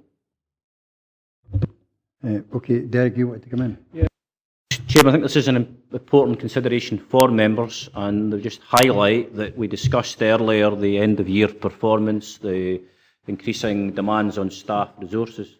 I think all members acknowledge this is counterproductive work that is not contributing to keeping our communities safe and clean, because quite frankly that work is being diverted to pick up other people's litter. So our staff could be out maintaining your communities, the parks, the open spaces, the cemeteries, all of the work that your communities that you want done. Let's absolutely understand the more staff that we are diverting to pick up other people's litter has got a significant impact on our scarce resources. So I think it's been a constructive, I think it's been a helpful debate, but we have to context that in the resources the council faces that are reducing and how we allocate these to the highest priorities, and that's been one of the real progressive approaches you took as part of your budget when you introduced the community conversations, because these are the honest and frank and open conversations we're having to have with communities. It's not our rubbish, and therefore we need to start to really raise the profile of the volume of this rubbish. Don't underestimate how far rubbish left at a bin travels, not just in the laybys, but throughout our towns and villages. Most people we come across are using bins. That's the reality. The problem is bins at the better time of year get filled quickly, and instead of people taking responsibility, they leave it at the side of bins, as we've heard, and that rubbish spreads incredibly quickly. So it's just to put it in context, Chairman, that we're committed in your council plan to a DG Clean initiative. The more we do progressive, positive work in communities, the better. This is absolutely, literally a waste of time and resources. The more we are up and down that A75, A76 and A77, it's endless resources that take disproportionate amount of time, and it's about a strong message to our communities that they need us, along with the relevant stakeholders. We've mentioned the haulage industry. Would certainly be more than happy if a message came from this committee in terms of lobbying the haulage industry, because we need strong action to redress this issue to ensure your resources are going where you and your communities want them to be seen. So it's just putting it in that context, Chairman. Thank you. Okay, thanks. I've got two more, and then I think we'll move on to the recommendations, because we've given this a fair airing. David and then Ian. Yep. Sorry, and Sean. 3. Thank you, Chair. Just if one was taking a view that it was a great public convenience to actually have a place where you could put your litter at hand, and one thought that perhaps the bins had been too small in the past at laybys. Is there a big technical issue to having bins that would be big enough? Maybe the aperture would be small, but the actual bin itself on a lay-by could be made larger, or isn't that possible? Harry? I think the issue tends to be that bins will be filled to the extent that there's capacity. So you put a bigger bin in, and in all likelihood it will be filled proportionately quicker. I think there's also the problem as well. People don't always are they careful when they put stuff in the bin. They just put it as close to the thing as in the bin, and it overflows, and the rats, the foxes, the birds, they come in and pull it out. It's a cultural problem, but take your point. Yeah. Ian and then Sean, and then we'll kind of wind up. Yeah. Thank you, Chairman. It's just really to put on a motion that if you would note this. I would, at 2.1, I would suggest that noting the results of the roadside litter campaign as detailed in sections 3.8 to 3.19, and agree to a further 6-month pilot period during which signs would not be displayed. And I think that part there would give a fair amount of correct data that we could go forward with. 2.2 as it is. 2.3 as a priority. I think the litter reduction campaign should start immediately, and remove 2.4.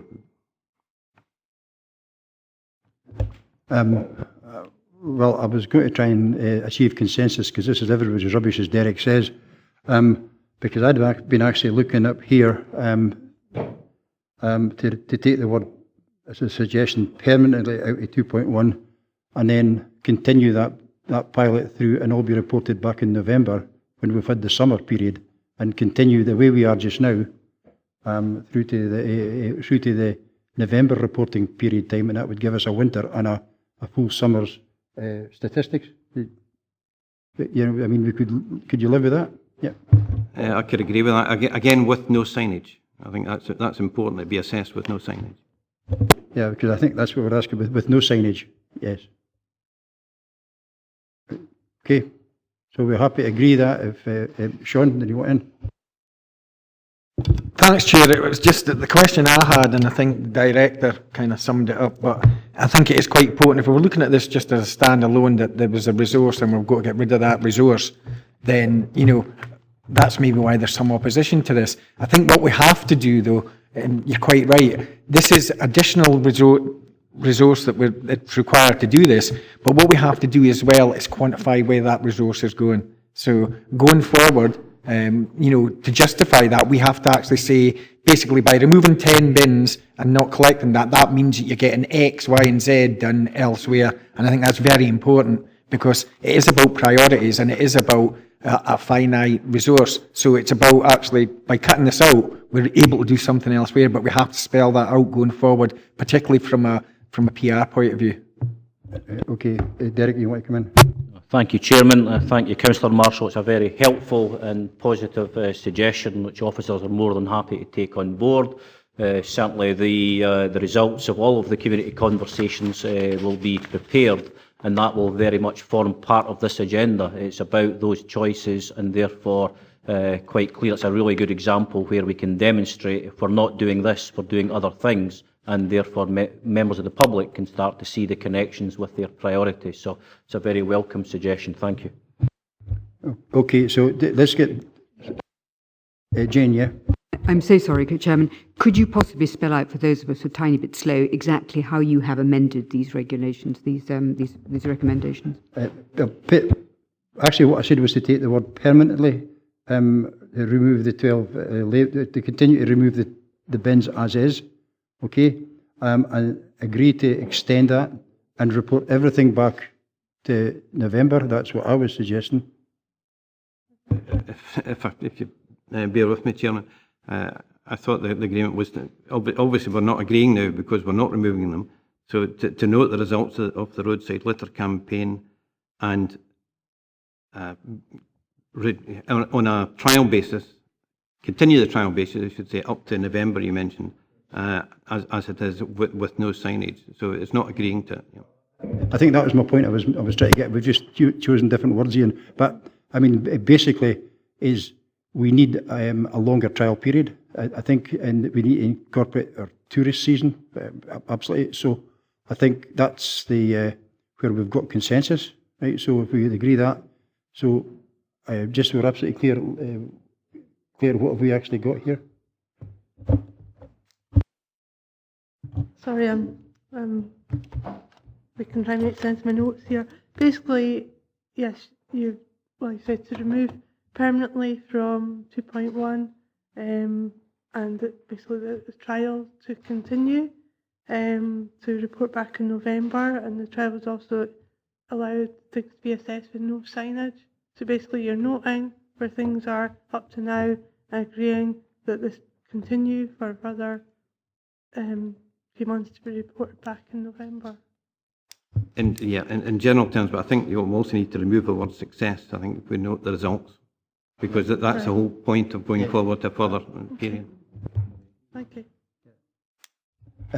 Yeah, and we're agreeing to extend the survey to an extra 20 laybys because it's a very small sample, and we can't do a region-wide.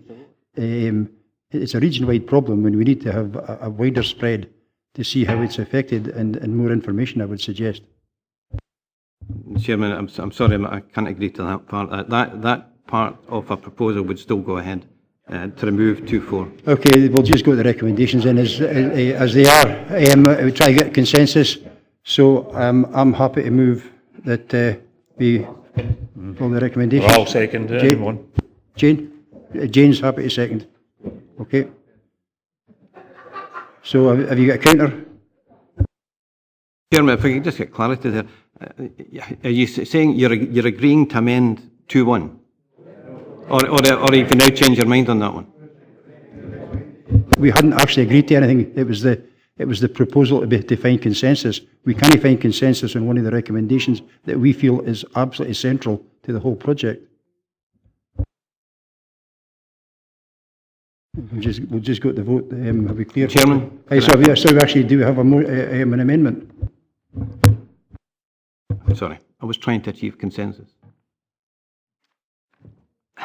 Reluctantly, I would agree to including 2.4 in the pilot.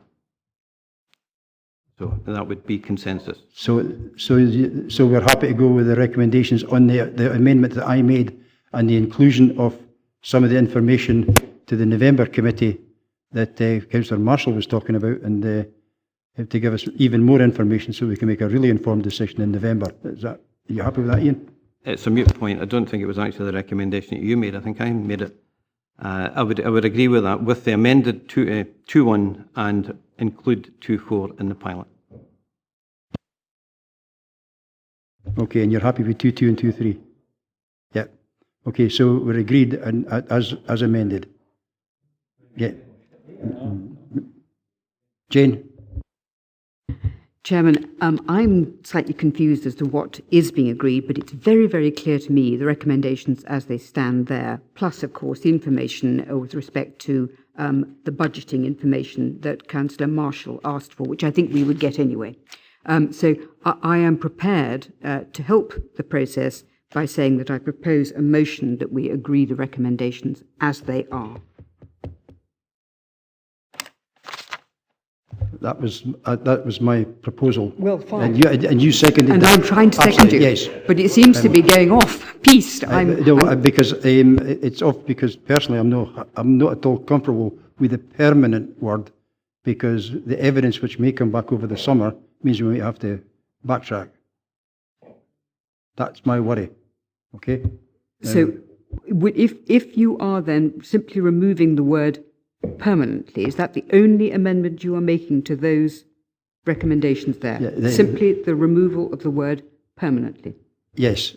And then the addition, of course, the acknowledgement from the director and the head of service that will receive much more detailed information in the November report. Okay? You know why I go with that? It's not. It's just we appear to be changing every time here. I thought we had agreed, note the results of the roadside litter campaign, and the rest as you agree. We can't note the success because we don't know the success. The whole point of extending the survey up to November is to find out, will it be a success? I think we're playing with words here on something that I would say affects every single one of us. And really, I'm happy to put this to the vote now, and we'll just go with what it is. I've already put the motion in that I'm happy to go with the recommendations with the deletion of the word permanent or permanently. Jane seconded that. If you've got an alternative, an amendment to that, then bring it forward now, or else we'll just move on. Chairman, from my understanding, Councillor Maitland was actually proposing a complete removal permanently. No, Councillor Maitland seconded my proposal. My proposal very clearly was to remove the word permanently. For the temporary, can you just clarify with Councillor Maitland for the temporary removal, for the trial period? So actually, she's not required to actually give you a reason why she's saying something. Chairman, she, for what I can remember, she quite clearly said that she wanted them removed permanently.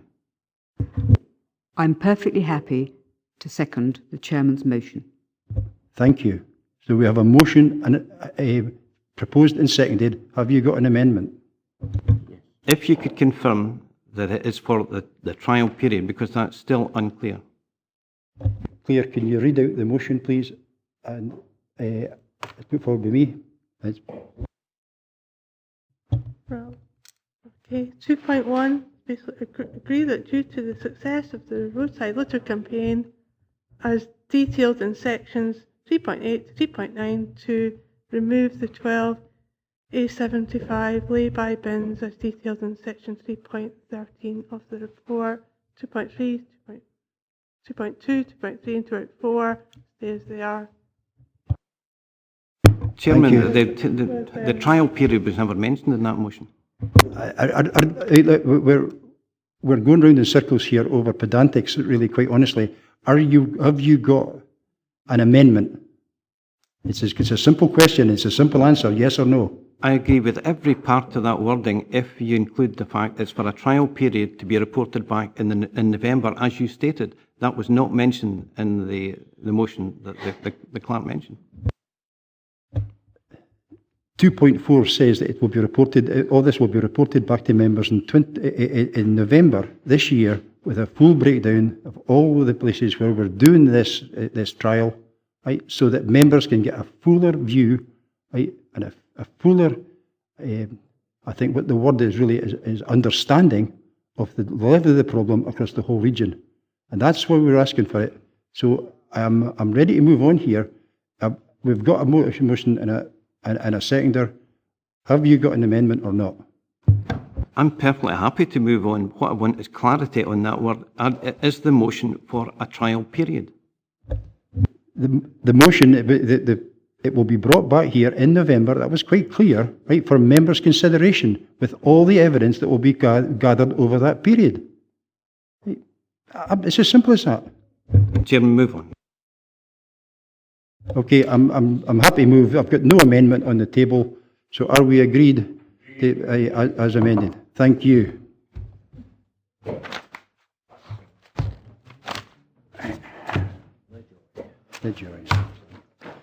Okay, we'll go to item 11, implementing the Fairer Scotland duty in Dumfries and Galloway Council. Again, we have the opportunity to tackle inequality and put it at the heart of the key decision making. To this end, this report seeks agreement on the arrangements for the implementation of the new Fairer Scotland duty across our council. I've got Liz Manson here to take any questions on the report. I'm kind of minded just to go straight to questions.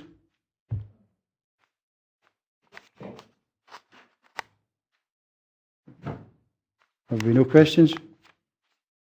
Okay, thank you. In that case then, I'm going to move the recommendations. We're asked to note the introduction of the Fairer Scotland duty and the requirement on our council, and 2, agree the adoption of our impact assessment arrangements to fulfil our legal responsibilities for the Fairer Scotland duty. Happy? Agree? Agree?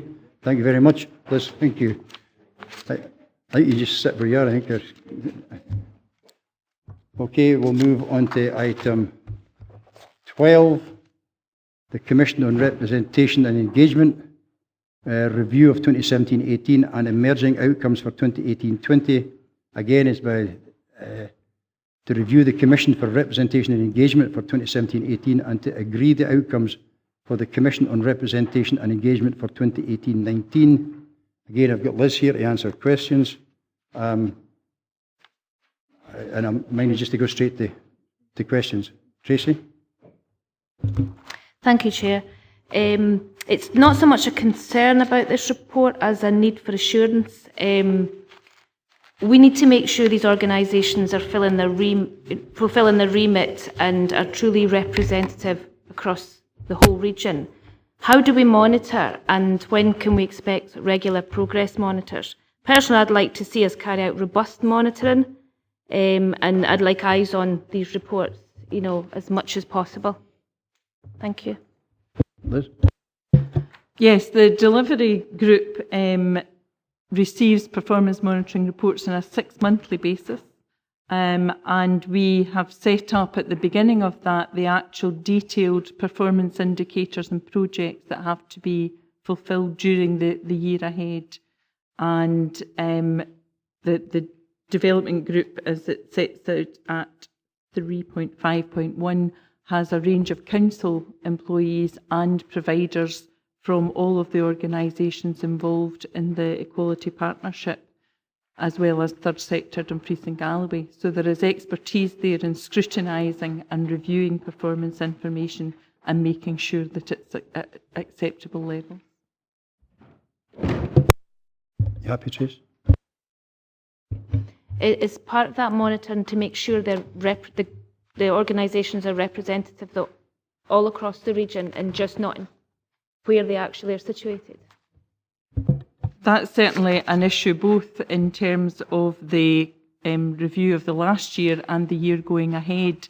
And the outcomes themselves require the organisations to both work with the members of their organisation, but to demonstrate how they're involving people from their communities who are perhaps not in membership. So, for example, there'll be a number of disabled people who are members of DG Voice, but we have a bigger number across the region of people who are not a member of that organisation. So the outcomes require them to demonstrate how they're involving people from across the region, not just their own members. Thanks. Anyone else? Just one thing, Liz, and I think it's partly picking up on what Tracy's saying, is that we could maybe do with a wee bit more clarity when their self-monitoring forms come in. If they're sending 2 people, for example, to an external conference, that's highly laudable, everything else, but can we just make sure that it's not just the same 2 people every time, for example, for each of the organisations? Because I think one of the objects of this is to expand how we do this rather than concentrate it. So if we can kind of get that assurance that we could monitor that kind of level as well. Are we happy with that? Okay, no more questions. I'll go to recommendations. And there's obviously one, we've reviewed the performance information for the Commission on Representation and Engagement in 2017-18, and the improvements in people's lives being achieved as detailed in Appendix 2. Okay, we've noted that, reviewed it. 2, agree that the commissioning model be continued for the next 2 years. Happy, agree. And 3, agree the emerging outcomes of the Commission for Representation and Engagement for 2018-20 as outlined in Appendix 3. And could we just get officer assurance that obviously some of the points that Tracy raised and I've raised are covered in that monitoring process. Okay, thanks very much. Got a heady steam up now. We'll go to item 13, is the committee discretionary grant budget arrangements. Again, report by the director, but it's Liz will be taking this. This report asks members to consider the arrangements for the area committee discretionary grant budget. I think in simple terms is to align it with the financial year of the council, so that we don't actually open it up until we know what the budget is after budget setting, which makes sense, I think, everybody, but is that short terms? I mean, have we any questions on that? Are we all happy that we should actually fall in line with the recommendations? Yeah. Okay. So in that case, then we're agreeing to align the area committee discretionary grant budget for the council's budget development process as set out in paragraphs 36 to 39. Okay, makes so much sense, folks. Thank you. Item 14 is the participatory budgeting update report. The report presents members with an update on participatory budgeting, including the outcomes and lessons from the council's first tackling poverty participatory budgeting exercise, an outline of the next steps for the planning of the future tackling poverty PB exercise, and progress towards mainstreaming PB across our council. Again, Liz is here, and I see Colin Freeman, who's been leading in this, is also with her. So again, I'm minded to go straight to questions. Okay, Jim. It's not so much a question, Chair, as an observation. PB is here with us to stay. I think the report here, evaluation report's a good one, but I wouldn't want to miss the opportunity to say that there wasn't one application from my ward, 10,000 people, and that's maybe the people's fault rather than the communication arrangements, and the report addresses that, which I'm pleased about. The only cautionary note I'd maybe put up is, if we have only one project from Dumfries and one from my ward, you've got 40,000 folk voting against 10. So the likelihood is that it wouldn't be a fair voting process simply by volume, and that's something that officers might deal with again. So I've no real issues. The report's fine. They recognise what the issues are. There are recommendations in the report that deal with that. I just point out that hopefully it'll be better this time round. Absolutely, Jim. I take your point, but just remember, if there's only 2 applications, there's a limit on what it was. That meant the pot wasn't existed, and it's actually a downfall in the system. They would both have been awarded money, despite maybe one having 10 points, and the other one having 50,000 points. So that's something I know that's very much in the minds of the officers and the Poverty Action Group, steering group, who were behind all this. And we tried really hard to make sure that didn't happen. It was unfortunate. Some wards didn't put any applications in, but they had the same opportunity as everyone else. And I think you recognise that. No, it's okay. I'm not going. No, it's not a debate. Just to say it right. It's maybe down to the individuals, know your officers. But I'm pleased that the report now tries to address that. I was pleased we've not mentioned the S word yet, you know. Is anybody else? David, you had a very positive experience at Dalbeattie because you were there and spoke to me. Thank you. Yes, I'd like to thank the Chair personally for introducing me to the participatory budgeting at Dalbeattie. I thoroughly enjoyed it, and I think it's a very exciting project. I've tried to raise this at the Stewardship Area Committee because my own belief is that the area committees would be very good as steering committees for participatory budgeting. When I first tried to raise it, I think as a committee we decided that we would discuss it at the next Stewardship Area Committee meeting because that would be after the first round of participatory budgeting had actually taken place. But at that meeting we were told that we shouldn't discuss it before the report, which was a bit of a shame because we weren't allowed to then put forward our comment as a committee to be considered in this report. And I'd like to ask for some clarification why that was. That's probably my question, actually. I could pass it officers, but I can answer it from the Chair. The whole process and purpose of participatory budgeting is to take it out of the hands of councillors, right? And it's the people who decide where the money is to be spent. It was their project came forward and they voted. That's the whole purpose of participatory budgeting. So that's why the elected members in area committees did not have any say in how this money was delegated. Chair, if I may, I was present at the sort of launch seminar when we discussed it, and it was me that put forward that we would have public participation coming in at something like step 3 instead of step 14, which was offered to us by the gentleman that came from Manchester as the best practice. So I want the public to be engaged, and therefore I think the best insurance that the public is probably engaged is that elected members who are elected by the public take care of the process. And that we just had an item about discretionary budgeting. I think it's inevitable that will wither on the vine, and it maybe not a bad thing that it becomes more replaced by participatory budgeting. Going forward, the area committees don't really have a role, but I think they're perfectly placed to have a big role in this. I think I should be allowed to feed that in, possibly with the support of the area committee, and we were even forbidden to discuss it. Well, I think that's, I understand where you're coming from, and I think for what you're saying that you support a participatory budgeting for the area committee discretionary grants next year, if that was the case. Am I right? Is that what you said? I'm sorry, no, I think that... No, you don't want to do that. So it's all right for some money, but not others. Sorry, I don't know what you're saying. My point is this, that I think inevitably discretionary grants will be reduced over time from pressure. And there tend to be, I don't want to say arbitrary, but maybe this is probably a better decision-making process, more engaging to the public.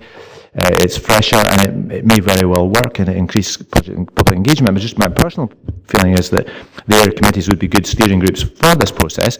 But my question is here: why were we not even allowed to discuss that at the area committee? And I believe the chairman, he may want to clarify, but I believe the chairman of our area committee had guidance to the fact that we could not discuss it. Absolutely. No, just a second. No, we wouldn't. Just hang on a second. I'm going to bring the officers in here because this is done under a national process, right? And the whole process is to exclude members for the process, elected members for the process. The whole idea is it's the public who decide how they want that money to be spent, right? So I'm going to ask the officers to come in and... Yes, this committee agreed the framework for PB, which, as you say, is very much focused on members of the public, and I think you did helpfully suggest an amendment to the framework when it came here. So the process for the evaluation of our first ever PB exercise is here for you today. There are recommendations in here which cover all 4 area committees. And in 3.3.4, you'll see the intention that we're going to bring a report to you in September for you to look at specific issues perhaps in your area committee area. It's very much a continuous development. I think our PB, Colin and other colleagues, were certainly learning as we're going on both nationally and locally. So there will be an opportunity for area committees to give us their particular local input in September. Okay, just before we go any further, we're not here to scrutinise Stewart Area Committee.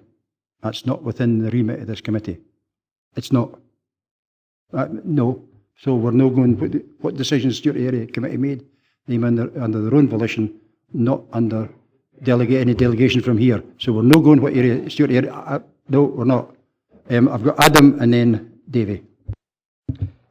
Thanks, Chair. It's, certainly on procedure-wise, I hope this helps that, this was part of the council budget and it falls to the Communities Committee, because obviously the anti-poverty strategy lies under Derek's department, and certainly I'm quite happy with the next steps in that sort of essentially the report that comes to our committee to sign off the next participatory budgeting tranche will come to this committee, because essentially it's here to be scrutinised by elected members to say we absolutely agree with that, and I'm sure there'll be input from elected members before that, because I, like Councillor James, went along to the particular event in Gretna, have some opinions and some suggestions how to improve that, and I think that's what this is about. But certainly I'm quite happy with those next steps for that process to continue under communities like the delegations are current at present. Thanks. David and then... Andy, I'm not bothered because it's got to refer back to Stuart area committee. I'll just leave it for the time being. Thanks very much. Yeah. Rob? Thank you, Chairman. Yes, I think, as I've referred to before when we've been discussing this, it is an iterative process. We've done it once, and the systems and processes that we put in place will almost certainly need to be refined and developed as we go along. All sorts of issues that were thrown up as we went through it were reflected in the feedback, which I think is very thorough and a welcome.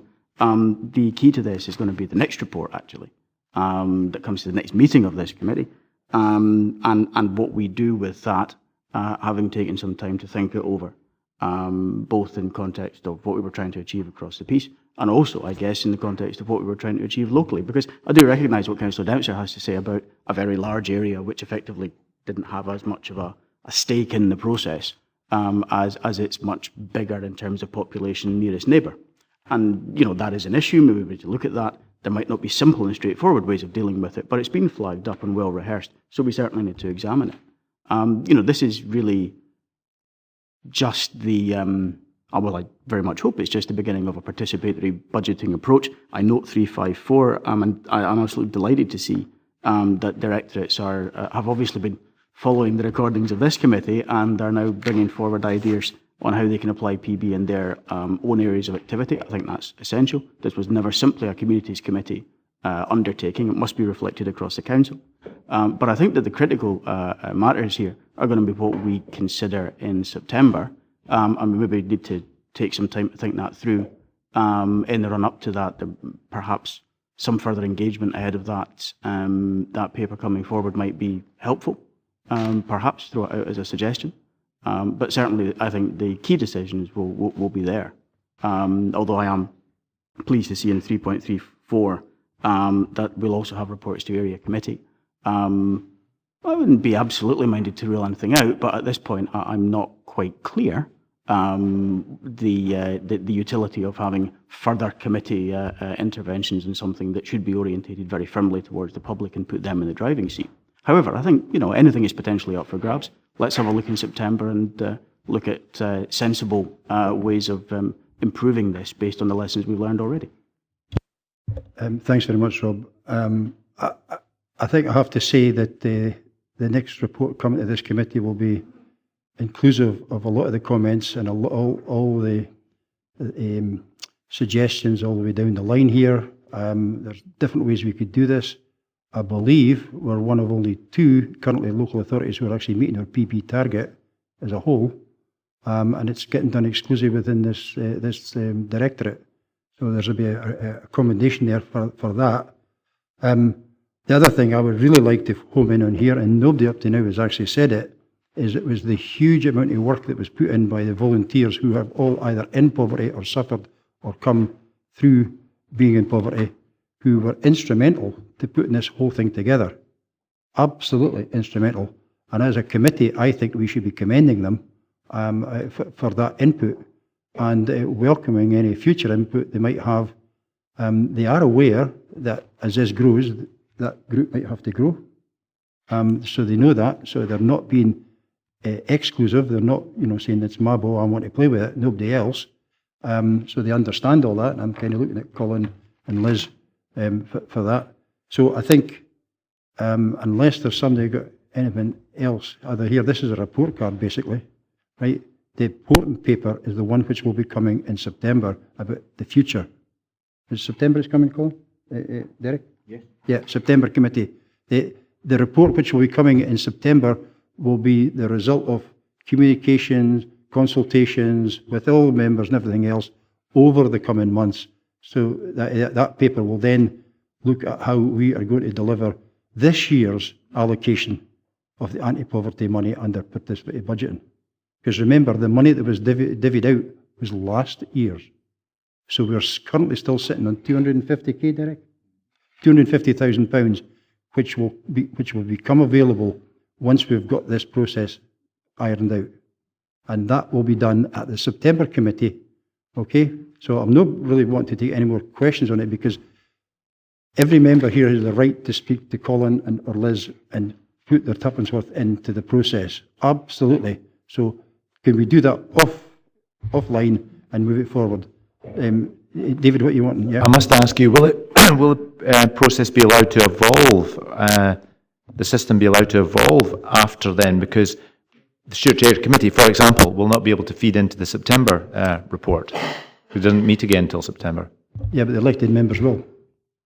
It's not really the same. Yeah, is it? absolutely. Well, depends if you go to the south of France or if you go to Southerness or if you stay at home for the summer months. It's entirely up to the members. There's some considerable time between now and September because that paper will be written sometime in August. Am I right? Yeah. So Liz, can you give me some timescales when you would expect contributions by? Certainly your point about evolution is absolutely spot on because as we get experience throughout, we have in the framework a commitment that there will be an evaluation report of every single PB exercise we do. So it is very much an ongoing learning approach that we're taking. So the framework itself will also be updated as time goes on and we learn from each of the exercises. Okay, that's it's where we are, David, because we're certainly not going to carry the money over the next financial year when there are people in poverty out there who could actually benefit from it. That's my first consideration, I have to say. So I'm ready to move to the recommendations. Are we happy to note the progress in implementing the participatory budgeting within our council? To consider the initial feedback and recommendations from the evaluation as detailed in the appendix. Okay. Recognise the significant contribution made by the volunteers on the steering group in designing and delivering our council first participatory budget exercise. I'd just like to add on that, I'll ask officers to put together a letter for me and I'll write to every single one of them and to thank them personally for their contribution. Okay? And 2.4, note the next steps for the development of our approach to mainstreaming PB and the second anti-poverty budget, participatory budgeting exercise set out at 3.4 and 3.5. And that, we need to make sure, of course, that all members get the opportunity to feed into that in good time over the next few months and that so that they can actually do something. I appreciate that area committee. I'm moved on, John, we're on recommendations. Okay, so that's it just now. We can sort the different area committees at different times.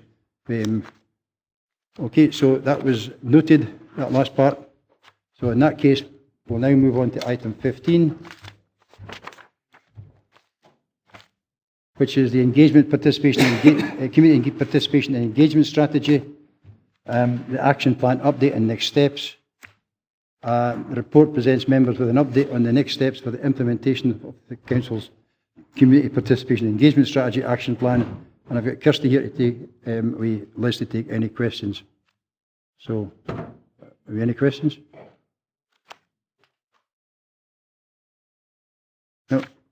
In that case then, we'll just move straight to recommendations. One, we note the progress being made in relation to the Community Participation and Engagement Strategy Action Plan, including the development of a framework for the planning and delivery of effective consultation attached as an appendix. Okay, we note that. And two, note the actions taken to improve the quality and effectiveness of our Council's approach through training and quality assurance arrangements. And three, agree the next steps for our participation and engagement activity as outlined at 3.11.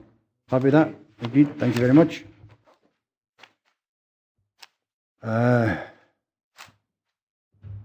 Dumfries and Galloway, item 16, participation requests, annual report 2017-18. Report presents members with the participation request annual report prior to publication by the end of June 2018, which is a requirement of the Community Empowerment Scotland Act of 2015. Jamie Ferguson is here with Liz to take any questions on this report. Have you any questions? No. In that case then, we'll go straight to recommendations. Members are asked to note the background in relation to the Council's participation request annual report, and 2.2, comment on and agree the participation request annual report detailed in the appendix. Happy? Agree? Yep. Thank you very much. Thank you, Jamie. We'll move on now to item 17, Community Asset Transfer Annual Report. Report again by the Director. Report presents members with the Council's first Community Asset Transfer, or CAT, annual report prior to publication by the end of June 2018, which is a requirement of the Community Empowerment Scotland Act of 2015. Again, Jamie's here for any detailed questions. Is Liz? Have we any questions for Jamie? Yeah, okay.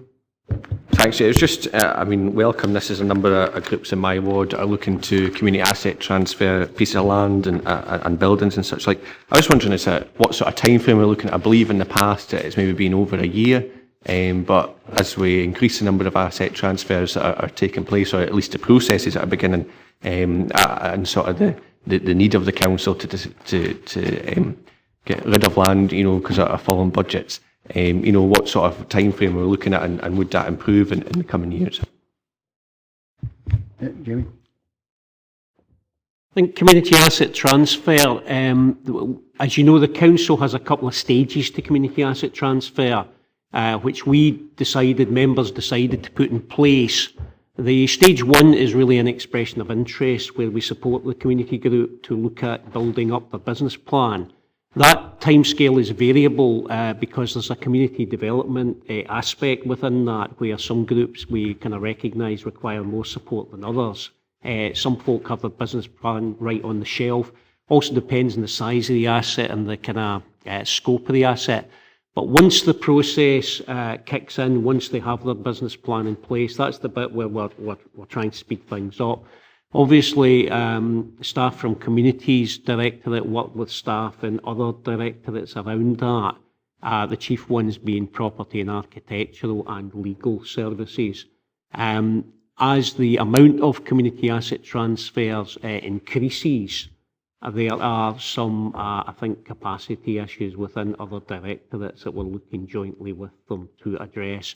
But certainly I think we're getting faster in the process, but sticking within the kind of statutory limits. We've always done so. Sean? Thanks, Chair. Yeah, it's just, this is a report for the financial year that's just gone, but I just wondered, is there a database of all the community asset transfers, leases and management agreements? Is there a database being built up? And if so, do councillors have access to that?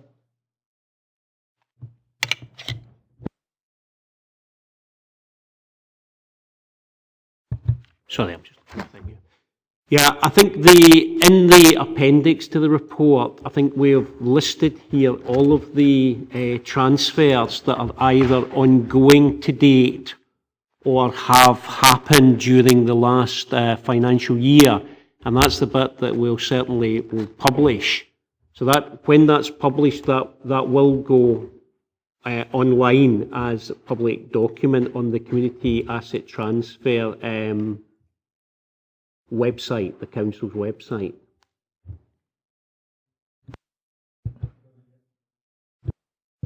What was one is years previously as well with regards to, because I'll look at leases and management agreements.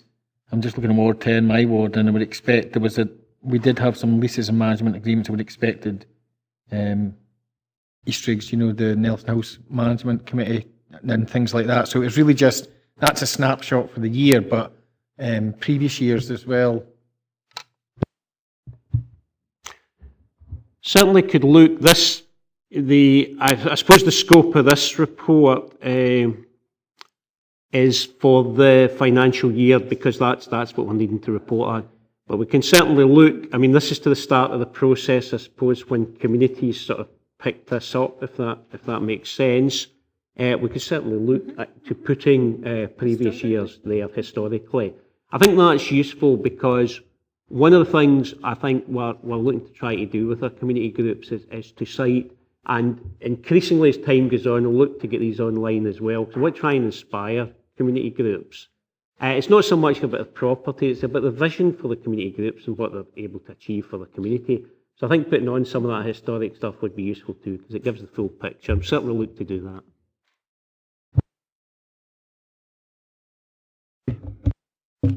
It's just really building on that question about a database that Sean just brought up. Is there another way or any other ways that we're engaging with communities and residents and people, other than just putting a list online? I'm thinking that there may be certain groups or certain people who would be really, really eager to take on certain assets that we no longer need, but are not necessarily looking to do that. But if they were aware of it, they would be willing to take that on. Is there another way that we can sort of inspire and engage with them? I think certainly for the first year, there's two parts you have seen that we have to report on publicly. One is how do we engage and how do we publicise and how do we promote to communities, and the second one is around the kind of figures, how many asset transfers we got and how do we report on that. I think the first year of this has really been a lot of our time and a lot of our focus has been around the process and getting the processes set up so that they work well and they're slicker. Well, certainly in terms of that engagement, we've tried very hard to inform community groups. We've tried very hard through the ward officers to kind of publicise to community groups. We've tried through community councils. But I think you're right. I think there is more that can be done on that. And I think particularly with groups who may be willing, whether it's assets that we would say that we want to put out to community groups, or that community groups in fact proactively come to us and say, we have a vision, we have an idea here of what would benefit our community and that piece of land, or even what do you have to offer in terms of piece of land and assets. I'm not sure we've yet get that out to all community groups, particularly community groups that aren't the usual suspect sort of thing, that might not traditionally be looking to take on properties or might not have that confidence. So I think there is an exercise, and that's something I'm trying to look at just now, is how do we get that message out to more than just, and I think, I think success breeds success. I think having that track record, because I think groups like to hear, is my experience from other groups that have been through the process. So try to look at things like, we've certainly been surveying and asking with kind of questionnaire fashion, an interview with some of the community groups that have been through the process. But I'd like to do a wee bit of kind of getting out with the video camera and getting some case studies of groups, different types of groups, to get their sort of story of what the community asset transfer process was like. Because I think there's a confidence building exercise needing to be done for groups in this, thinking, well, it might not be quite as onerous as we thought it would be, and there's actually support there for us, to go through the process. Okay, thanks, Jamie. Just before I let Sean in, Tracy, you want back in? This is all covered in 3.6. The next steps. So, yeah, do you want to back in on it? Yeah. Well, just to say that I'm aware that through my own ward that the assistance that the council gives to community groups that want to take on assets is amazing. It's so supportive, and I've had great feedback. It's just that extra, and I know it's not easy, it's just trying to get those ones that are not obvious that would take it, that was all. But thank you for that, Jamie. Thanks. Okay, last one, Sean, and then I'll move to recommendations unless there's something. Thanks, Chair. Just quickly, really, just based on what Jamie said as well, the whole idea, and you know, just expanding on what Tracy said as well, the whole reason for publishing the list is one, you know, previously as well, and maybe the groups, is so that, you know, it's quite onerous for groups maybe considering taking on an asset transfer, and so therefore it's there just as a aid memoir for them to actually contact other groups. So that's really the reason for asking for the full list. Absolutely, and I think that's what 3.6, the next steps are actually setting out here, and it's everybody's responsibility to help identify or support groups who might want to do it. So, or property, right, or assets. So I'm going to move to the recommendations. So we need to note the background in relation to the Council's Community Asset Transfer Annual Report, and next steps as set out in section 3.6, and 2, comment on and agree the Community Asset Transfer Annual Report for 2017-18 as detailed in the appendix. We're happy with that? Okay, thank you. Right, we're now moving on to, and I'm just going to horse on and finish it, to be honest, rather than take a break. We